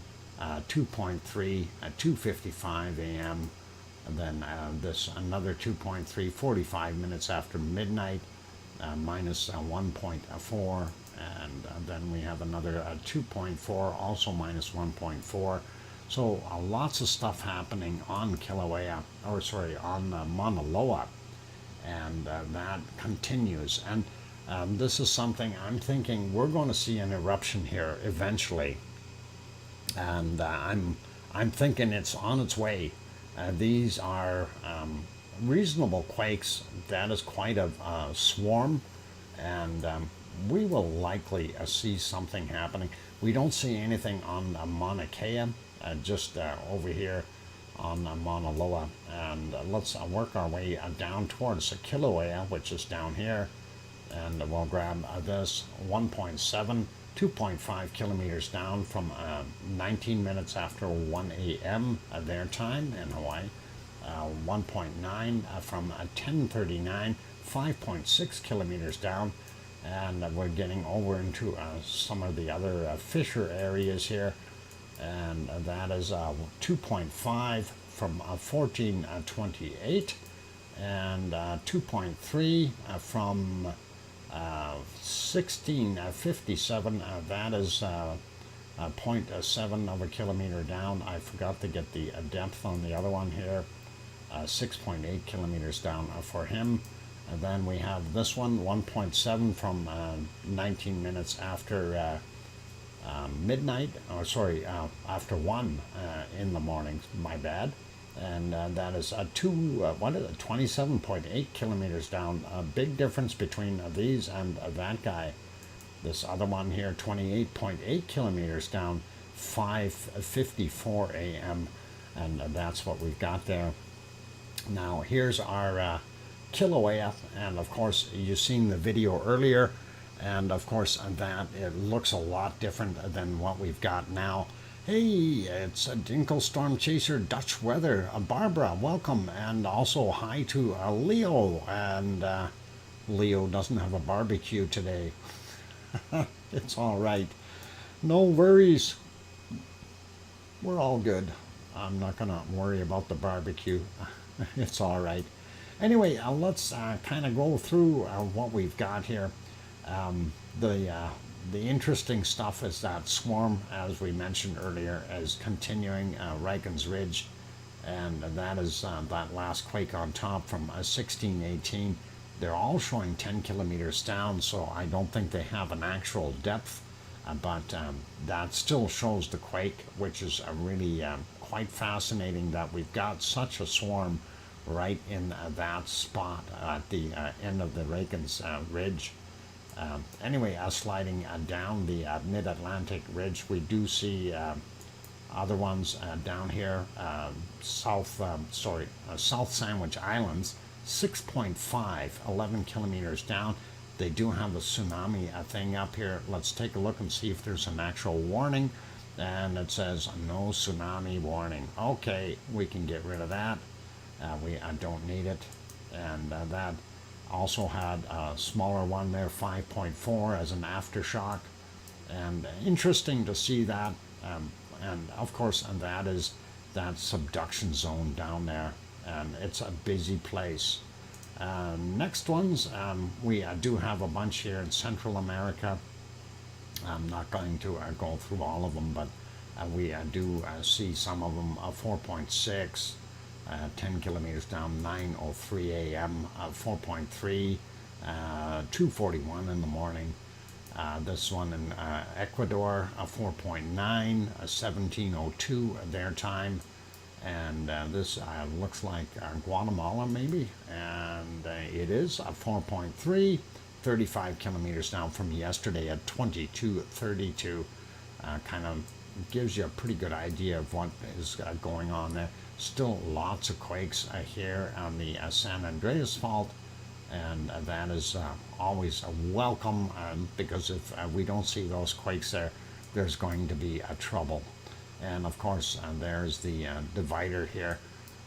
For those people who aren't quite familiar with it, this is the end of the San Andreas Fault down here by the lake that looks like a big footprint, and the other side where it takes off again, that is the Imperial Fissure, or Imperial Quake Zone, if you want to call it that. Anyway, fault. Yeah, that's the word. Fault. It's a fault. Imperial Fault. Oh, I'm at fault for getting that wrong. 1.1, 5.1, my bad, here in Alaska from 1708. And that is 11.2 kilometers down. We do see a little guy here on the Aleutian Islands, and 4.1 right near Rat Island. Sliding down a little bit. We do see a couple here in Japan, 4.7. That is 6.4 kilometers down, 9:03 a.m. their time. Sliding down a little bit more. Also on the subduction zone here, 4.8 from yesterday, 22:17 was the time on that. Papua New Guinea had this guy, 5.4. 5:34 a.m. their time, 20.6 kilometers down. And then we have this guy here, 4.6 in magnitude from 9:14 a.m., 220 kilometers down. Moving over a little bit, and we see this one on the other ridge here, Myanmar, and 5.6 is the magnitude. And of course, 165 kilometers down for that guy. Looking at some of the other ones, we do see this one over here in Turkey, and of course, that is 4.3, 10 kilometers down, was from 1548. And I don't see too much else there. Then Greece, 4.1. From yesterday, 1906, and then 4.4 from yesterday at 22:01, and that is what we have on the map today. Let's take a look at what we've got over in the Canary Islands. I'm going to refresh this one as well and get the latest. That way we know exactly what we're looking at. And of course, the stars flashing right on La Palma. So let's zoom in on La Palma and see what we've got going on. And nope, it's not on Cumbre Vieja. It is a 1.3, 11 kilometers down. And that happened at 20:30 was the time on that. So looking at today's quake zone, we've only had the 3 there. This one is a 1.1, that is out in the water, 10 kilometers down, 3:57 a.m. Then we had this guy on land, 4:03 a.m., 1.0, 13 kilometers down. and of course the other one from 2030. And that is it for our Canary Islands. And really, I'm not seeing any other ones there. Even if we try to go look up in the top area, we are not seeing anything popping up.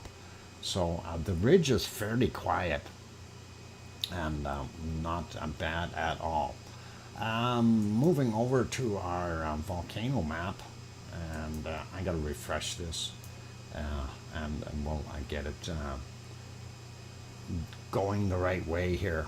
And of course, those green volcanoes that you were seeing, those were all the inactive ones, and that get turned off here when we're doing our thing. If we leave them on, it gives you an idea of how many volcanoes we have that are in the world that are known volcanoes. Okay, this is not all the volcanoes we have in the world. So every one of that, the green triangles, the orange triangles, and the red ones, those are all different volcanoes. And there's a few, if you use everybody's fingers and toes here, you're still going to run out of fingers and toes for counting purposes, that is. But anyway, it gives you a pretty good idea that we do have. Is Germany, what in Germany is still active, a volcano, the Eiffel, you bet. That Eiffel is definitely there. And if we go to the right spot, and there's actually a couple, they call it the West Eiffel on this map. And there's also Cheb Basin volcano. That's actually in Chechnya, from the looks of it. So yeah, we have some volcanoes there, and there's places that have volcanoes that when I was looking at this map, I really didn't realize that there were so many volcanoes in Saudi Arabia, and even up here in Iraq and those places, Syria, they have volcanoes. And of course Turkey has a whole chain of them, and of course Greece, we know, has volcanoes, but I was just a little shocked at seeing the ones in Saudi Arabia. And of course here where Urta Ale is, we know that is right there, but that's a whole chain going down here. And they keep talking about this whole thing, this chunk breaking off and moving off into the Indian Ocean. That'll be interesting if that happens. I don't think we'll be around for it, but it gives you a pretty good idea of what it looks like. And then, of course, along the ridges and fault lines, you see all of these volcanoes. The other one that I thought was fairly neat was looking at the Aleutian Islands. That's all volcanic, and that is a complete subduction zone, though. So that is what we've got. Barbara says yes. Oh, somebody's sending me email again. It's about 3 hours away from my place. Yeah, actually, it's less than an hour away from Yvonne Kunkel's place, and she lives fairly close to the Eiffel, and it's kind of interesting to see all that. Anyway, getting back to our standard map, that's kind of what we see. So we do have our stuff on the Rikens Ridge right there, and we're just missing volcanoes in this area. Nothing showing active, right? We need a couple red ones in here. That would be really cool. Maybe one up in Canada and a couple along the coast here. So if say Mount Baker or something like that popped, it would be kind of neat, right? But hopefully it won't. No, we don't, Mona. Sure we do. We need active volcanoes. I don't want anyone getting hurt or anything like that. I'd love to have a volcano in a place where, it can erupt and not cause any problems, yet everyone can go see it. Kind of just like our wonderful Iceland volcanoes rock. Yep, and that is pretty cool. Anyway, looking at everything on the map, it's pretty awesome. We're still pretty much the way everything was before. Nothing really has changed that I can see on here at a glance. So that is pretty good. Piggy is doing better. She was in earlier today. She may have fallen asleep, and bless her if she is. We don't mind. And she's gone through some rough times here, so I'm sure she'll be okay. Well, it's 2 a.m. in my neck of the woods. Good night, all. Thank you, Dr. Fox, for an interesting night. You're welcome, John Raper, and take care. Have a good sleep. Okay, moving over, and it is actually a time for a quick break. So I am going to put you back over to our canned lava, and we'll get that going again. There we go. Need to turn that on, and there we go. I like having the power to control a volcano. It's awesome. Okay, on that friendly note, I'm your host, DrFox2000, and I am going to take a 5 or so minute break. And please don't go away. Keep smiling, and when we come back, we'll go through our weather and our SO2 maps. So be good, and we'll see you soon. And don't forget to hit the like button. I don't know where we're at with that.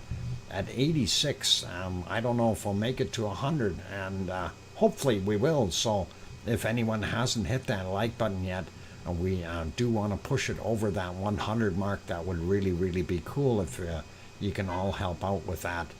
And also, if you haven't subscribed yet, please do consider subscribing if you're enjoying the show. On that friendly note, I'm your host, DrFox2000, and I'll be back in about 5 minutes. Thanks.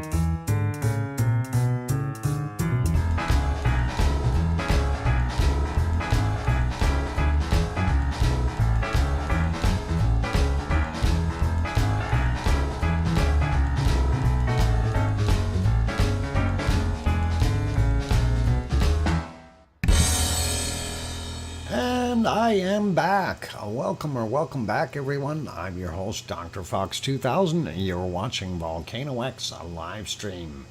And thank you for the welcome backs from Leo and that's the only one I see. Oh, Mars and Sue and I'm sure there's more. And Sasha says, welcome back, Professor Fox. Thanks. Kananaskis Country, thank you. Kevin Haynes, thanks. And speaking of Kevin Haynes, that is another gifted, another membership there as well. I didn't see who got it, so YouTube does that. They hand them out. I don't know who went and got it, so hopefully somebody that is deserving went and got one. And thanks, Barbara, for the welcome back.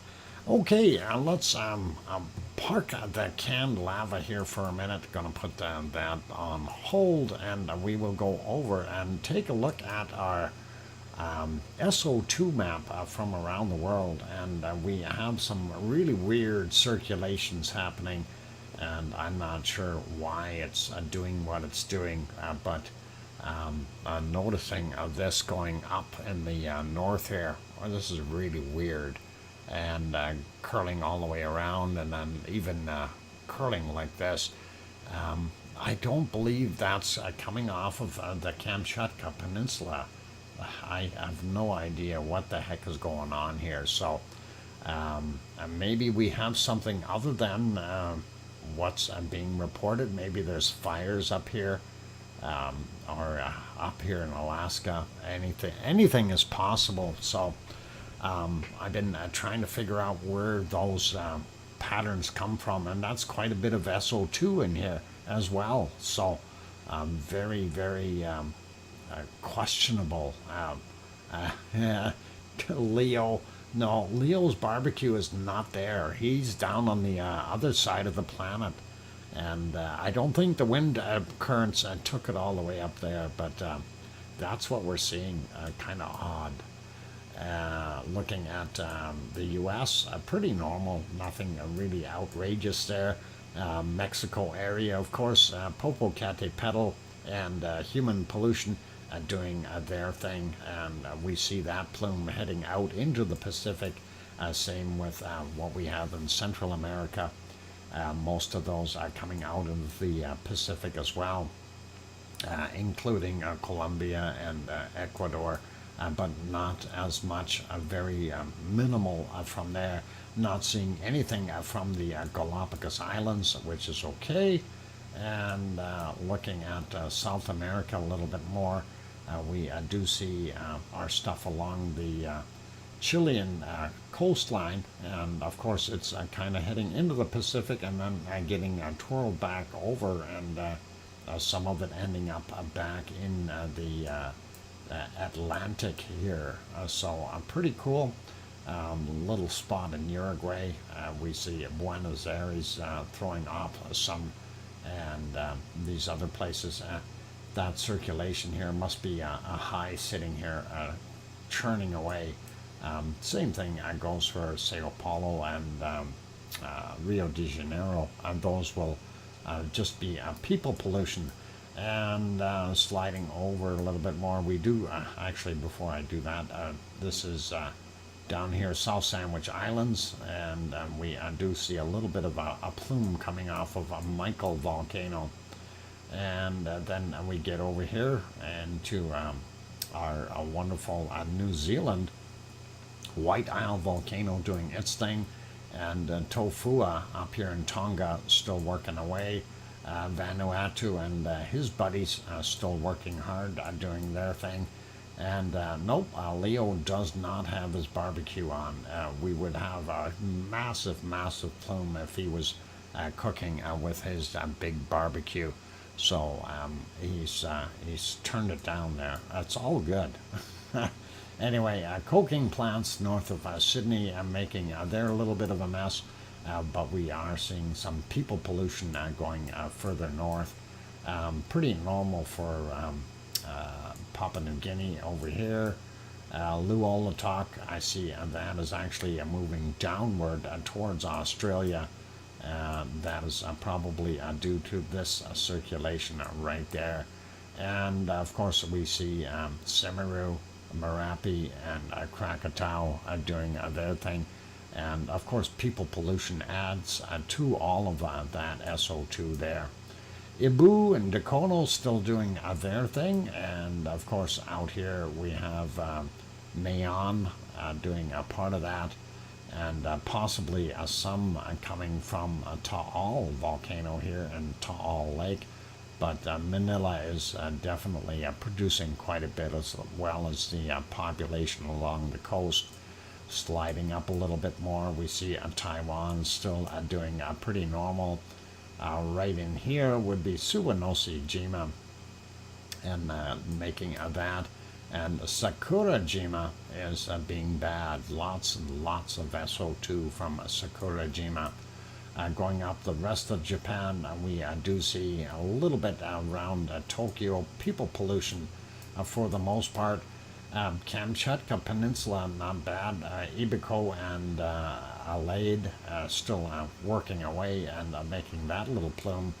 And then we've got Karimsky, Bezimiani, and Shivalesh doing their thing up here. So, pardon me, that is kind of what we've got going on. The reason you don't see any right here is because of this circulation. You've got a storm here and it's raining pretty hard, and that is washing it out of the air, and that helps a little, but makes the oceans more acidic. We don't like that. And looking at India, pretty normal for what we've got there, sliding down. And Reunion Island down here, not really showing anything. And you'd figure you would see more coming from Reunion Island than you would from the other one over here. And we're just not seeing it, because Reunion is where the eruption is taking place.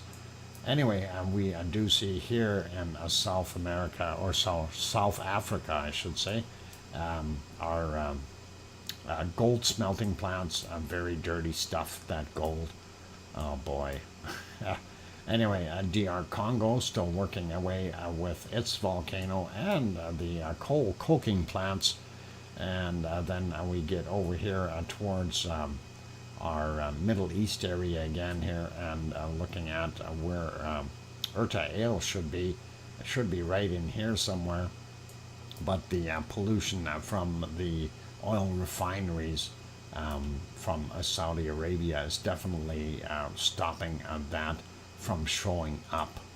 And we also see that up here into Iraq and Kuwait, that area, full of oil. So that's what they're doing, causing it to happen there. Looking at Italy and Sicily, and of course Etna, Volcano, and Stromboli are still making a plume, and we see that going up a little bit, I guess, to Albania and northern Greece. So that is what we've got there. And Sardinia, very clean looking, and definitely waiting for Irish Monk to get over there. Germany is actually quite heavy with SO2 right now, and so is the northwestern side of France. Not sure whether that's all blowing over from England or what the heck is going on. Not bad in the Scotland. Ireland looking very, very clean. And of course, then we have our other areas here. Wales has got some in it, and a little bit in England as well. Looking at the other countries here, we don't see anything in Norway, Sweden, a little bit down here in Finland that is coming in from Russia, and not seeing a heck of a lot coming off of Iceland. So that is your SO2 for today. And I did refresh our screen here for our temperatures around the world. We'll go through that real quick. Looking at North America, the upper portions of Canada and the wonderful Alaska starting to really cool off some more. We know it's getting to that time of year. We're seeing a minus 14 degrees Celsius up on this island, and even over here in Baffin Island, starting to see all low temperatures below freezing. And wow, I paid for a gale force 7, 4.8 meter swells, and torrential rain tonight / tomorrow. Oh, wow. If that's what you really want, Irish monk, I'll see what I can do. That weather machine has been acting up a little bit, but we'll certainly work on it. And thank you kindly for that 20 euro super chat. Irish, that's very kind of you. Thank you. I appreciate it. Okay, looking at what we've got a little bit further down here in the prairies. Wasn't that warm today, but still for the time of year, we are actually not bad, and we really do appreciate it. Gale force 7 winds, 4.8 meters. That's like 15 feet high. Gale, holy mackerel! Is that what you got happening there? 15-foot waves? Holy. I hope you're not out in a little boat. Kind of reminds me of Gilligan's Island. Anyway, looking at prairies, not too bad. Still some temperature for the other guys. Supposed to get nice for the weekend again, though. So I'm hoping and keeping fingers crossed. Looking at northern Ontario, very north is quite cold, and then they've got a little bit of a warmer area, but as soon as they get back into the southern areas there, it is a little bit colder. So that's kind of what we've got. And looking out here, New Brunswick, definitely 8-9 degrees, single digit numbers. Get out onto Nova Scotia, low double digits into the low teens, and depending on where you are, same thing with PEI. Newfoundland, of course, that is kind of a mixed bag here for the most part, depending on where you are. Getting up into a Labrador area, and they are single digits for sure. And sliding over to the west coast of the U.S., actually from about this line here westward, they weren't too bad. Higher elevations in the mountains, definitely getting some nasty cold up on the higher elevations. We are still seeing Washington has got some reasonable temperatures.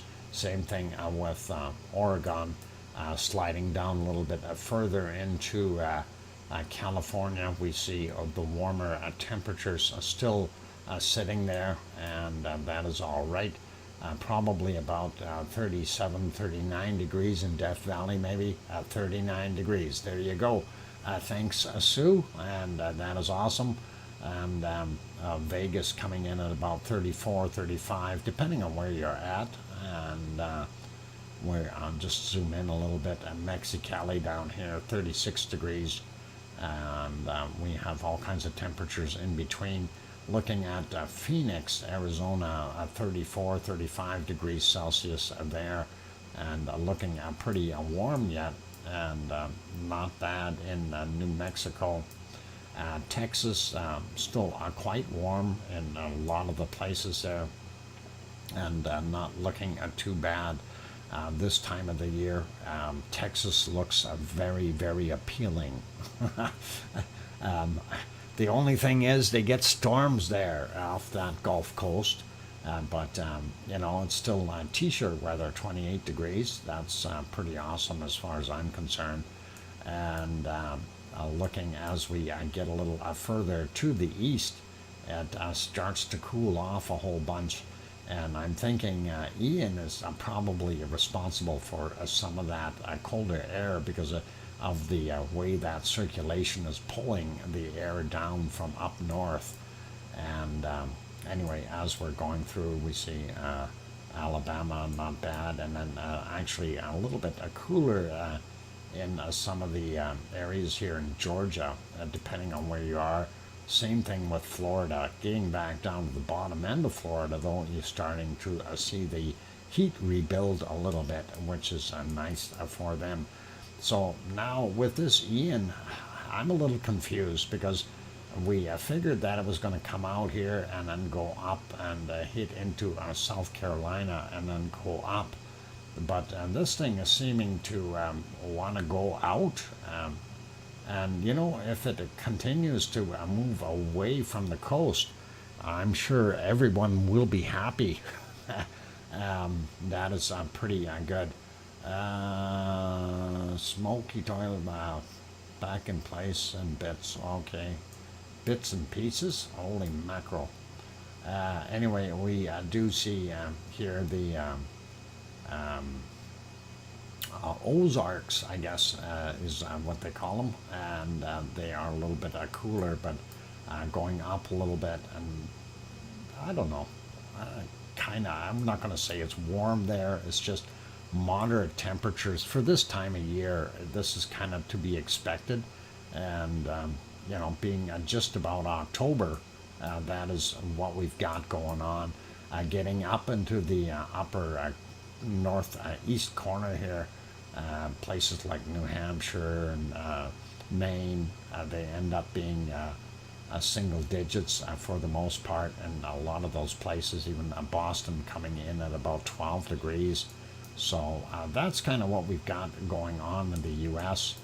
But yeah, this storm, I'm surprised though. You know, this came all the way across here, and I thought it was going to take a more northerly route this way. But like I said, if it decides to head out into the ocean, go for it, Ian. Go for it. We don't mind you doing that. So that is all good. Actually, let's have a quick peek at what the wind looks like. Wind gusts is the one that we want to see. And it looks like it's picked up a little bit from what we had before, but not that much. What do we got here? 150 I seen in that mess. Yeah, 152 kilometers an hour, 154 kilometers an hour. So it is definitely a category 2 again, I do believe. So Ian will strengthen, then turn a clean sweep to what? Oh, DC, huh? You think it's going to go up? Go whoosh, that away. Yeah, it's going to be interesting to see what it does in the future. Anyway, let's carry on going down here. Cancun actually coming in at about 26 degrees today, a lot cooler than what it was. We have Orlean over on this side as one of the tropical storms that's building up over there. We do have some more circulation here, so we'll probably see some more new storms spawning in that area. And of course, looking at Mexico, coastal areas are fairly warm, but interior, again, higher elevations are starting to get cold, not good. And the same thing goes for Central America. Higher elevations seem to be fairly cool for some reason. And Amazon, not bad temperature-wise, going into Brazil and those places. Of course, Colombia and Ecuador and Peru, of course. And then going down Bolivia, a little bit cooler. Paraguay, not so bad. And we get out here on the coast, and not that warm in Sao Paulo or Rio de Janeiro right now. Hopefully that'll get a little bit better for them as time passes. And looking at what we've got down here in Argentina, not too bad. But Uruguay, low teens, and we are seeing variable stuff. 13, 14 in Buenos Aires, so not bad for the most part. A little chilly on the bottom end. Sliding over to New Zealand real quick.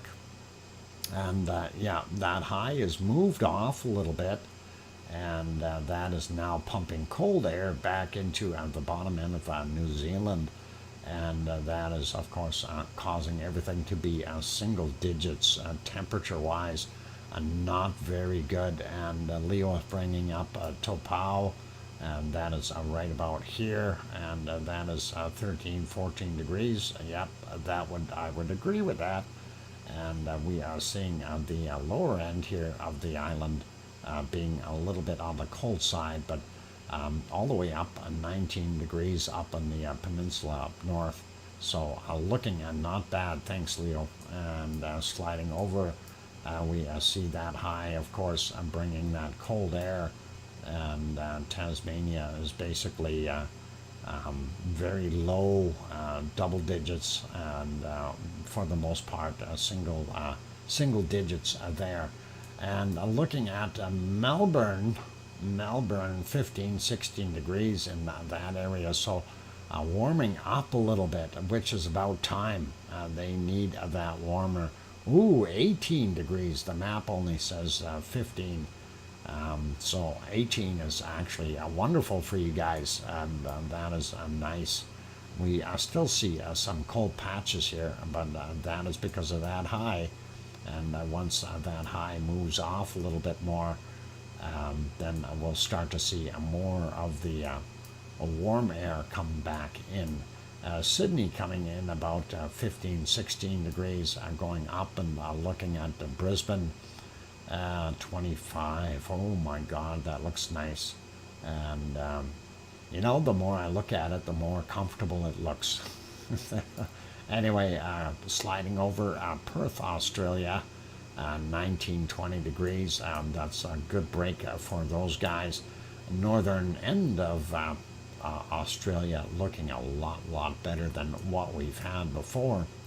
And getting back into the Malaysian, Philippine, and Indonesian areas. Some of them are looking really good, but still 28, 29 degrees. No, 20. Bangkok. There it is, 28. The map says 26. Depending on where we hold the mouse or hamster. Anyway, 28, that does look good. Anyway, we had that storm go through, so hopefully they got that storm out of there, and we don't need to worry about it anymore. Roki, the storm here, of course, that is bringing all kinds of moisture and bad weather again for our wonderful Japan, and hopefully that'll dissipate and go away. Sliding up a little bit more here, Kamchatka Peninsula looking very cold, single digits for the most part, and even below zero temperatures, and that is all in part by this low here, and that is helping draw that cold air down from, well, it's actually this guy's pulling the air down, and this guy's just redistributing it a little bit as it comes through. There's another circulation right here that actually would build up a high in there, but that high would clear the sky and just make it colder, and we don't want that, because it'll end up here in Edmonton eventually. Anyway, China, not bad, but you can see how much of a big difference it is in the higher elevations in the mountains here. Boy, that is not good. -5, -6, Chile -9. Holy mackerel. And then you go on the other side of the mountains and you're 25, 26 degrees, you know, so wow, a big difference. And looking at Pakistan, same thing, 26, 27 degrees. Cooler in our areas here in Syria and Iraq, Iran. I don't know, they're cooling off, but It is what it is. Not quite as hot in UAE either. In the 20s, not the 30s. Bottom end of um, Saudi Arabia showing a 33 there, but I'm sure that's going to cool off. Oman, same kind of thing. Yemen, a little bit cooler, but that's all right. Looking at our wonderful Sahara Desert, there is still a lot of heat there, but it is not as hot as normal. You know, we're not seeing those 40 to 50 degree temperatures happening there. Looking at Piggy's area, and then we'll take a look and see what we've got. Looks like on the map here showing 24 degrees Celsius.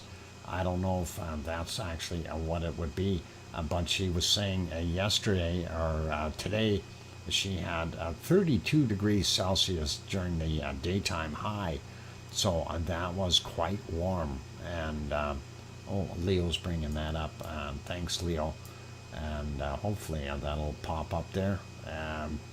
Story of my life. It's slow. 23 degrees. And yeah, 23, 24 is what we're showing. A little bit warm for sleeping, but probably not as bad as it could be. And I can understand that, having seen the temperatures being 32 again for daytime. Anyway, looking at the rest of Greece, coastal areas quite warm, higher lands very cool, and not bad in all the way around Sicily and Italy. Looking at the coastal areas, quite warm. Again, higher elevations, you start to cool off really, really quickly. Same thing with Sardinia here, about the same. As soon as you get up in the higher elevations, you start to get cool.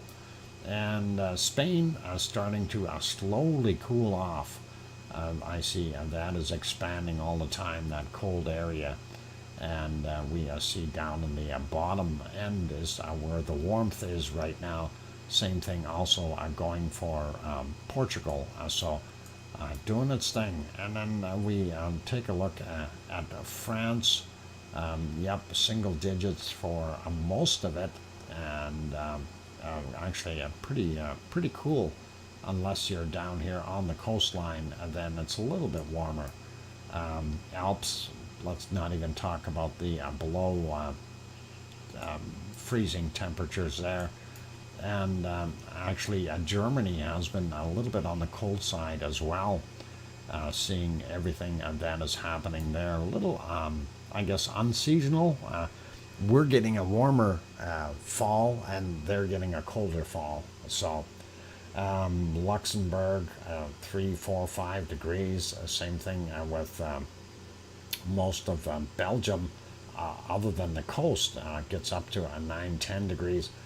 Same thing happening in Holland, and yeah, we see some not bad temperatures, though it could be worse.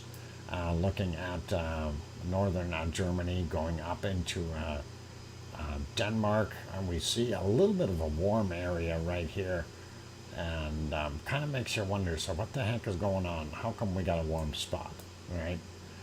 Looking at Sweden, Finland, and Norway, quite cool, and you know, getting to that time of the year. Looking at England and Wales, right around anywhere from 7 to about 11 degrees, depending on where you are. Again, the coast is a little bit warmer right on the coast, and same goes with England.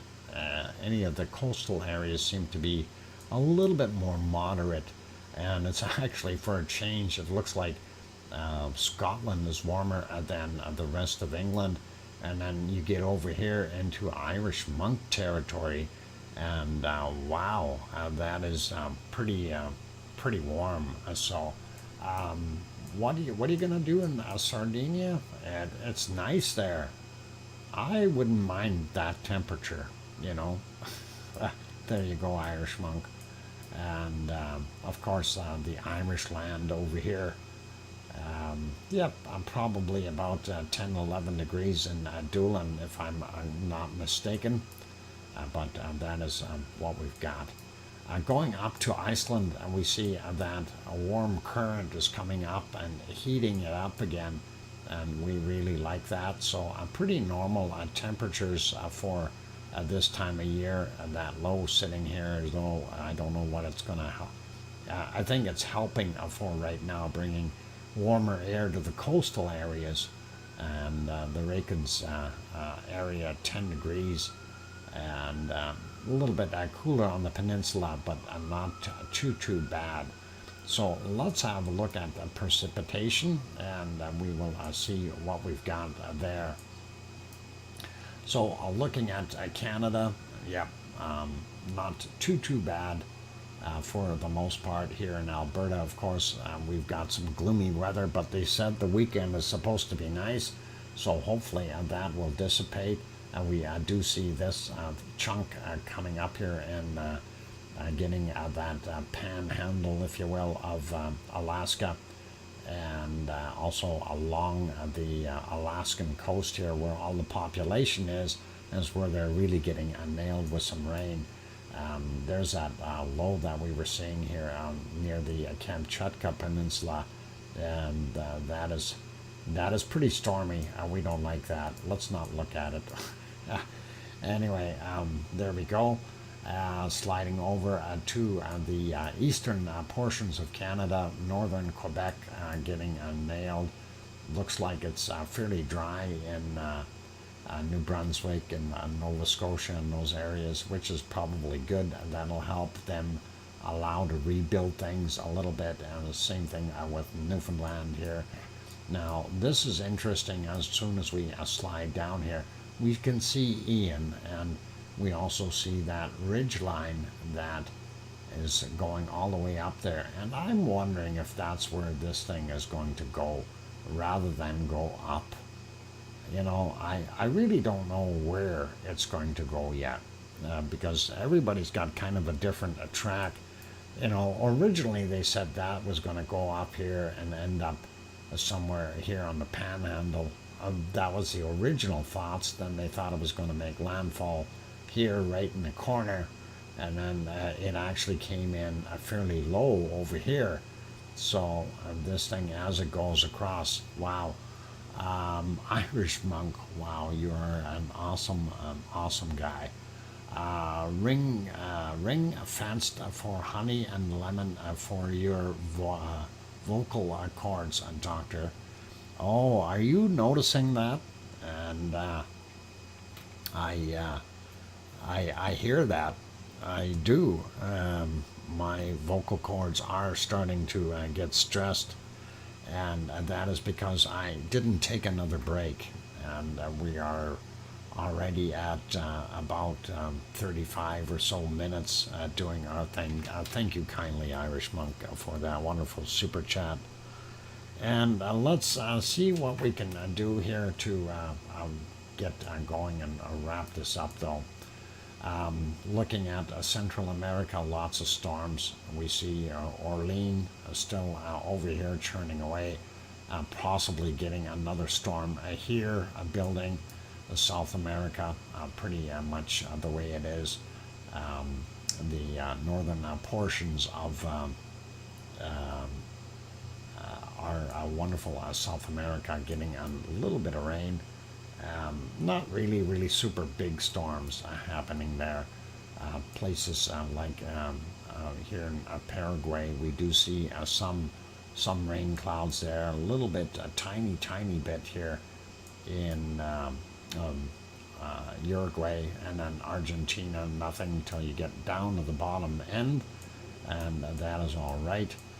Looking at what we see in New Zealand, this high, of course, keeping the moisture out of the southern end, but it's very cold, bringing the cold air with it.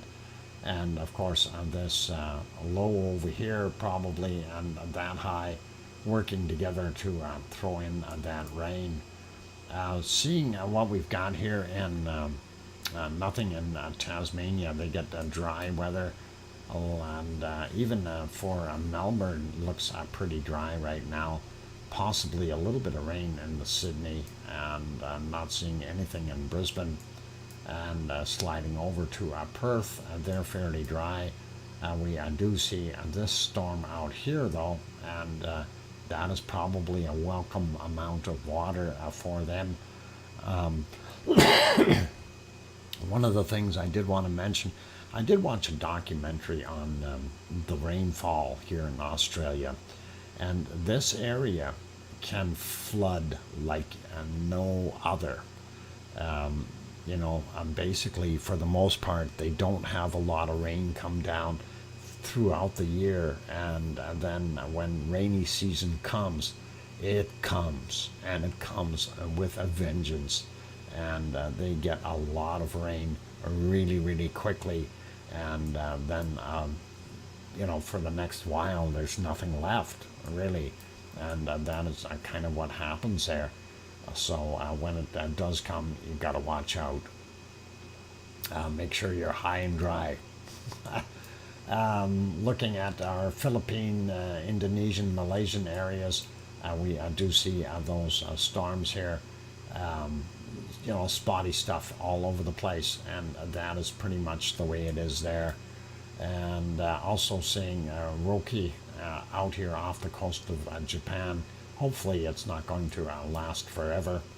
Looking at that guy again here off the Kamchatka Peninsula, definitely turning into a monster, and we hopefully don't have anyone in its path. India seeing some more storms, a little bit down, a little bit of rain in Sri Lanka, but I'm sure more coming with what we see here. Another storm brewing out in the middle of the Indian Ocean, and looking at Madagascar, not too much, a little bit down here in South Africa, dry for the most part in the other areas, and central area, this is our Congo area, if you want to call it that, doing its thing, and of course they get rain every day. Sahara, very dry, and same thing with Saudi Arabia, those places. And zooming into Piggy's area, seeing if she's going to get any rain, and looking at these circulations, I do not believe she will be. Not yet anyway, and that is pretty much the way it is. Northern Italy, from just the bottom end of the boot here, from the heel on up, we are not looking very good. They've got storms all over the place. Same thing goes for other places like getting up into Albania, and then the rest of the areas up top here. Lots of stuff going on. Half of, actually probably about 3/4 of Sardinia getting hit with some storms as well. And 'tis the season, really, and looking at what we've got in Spain, they're getting some muchly needed rain there as well. So bottom end of France doing its thing, and then we get up into the mountains here into the Alps. They're doing their stuff. Leo says, good night all. Thank you again, Dr. Fox, for another great stream. I appreciate all you do for us, and I appreciate all the mods and everyone else here. Oink, oink.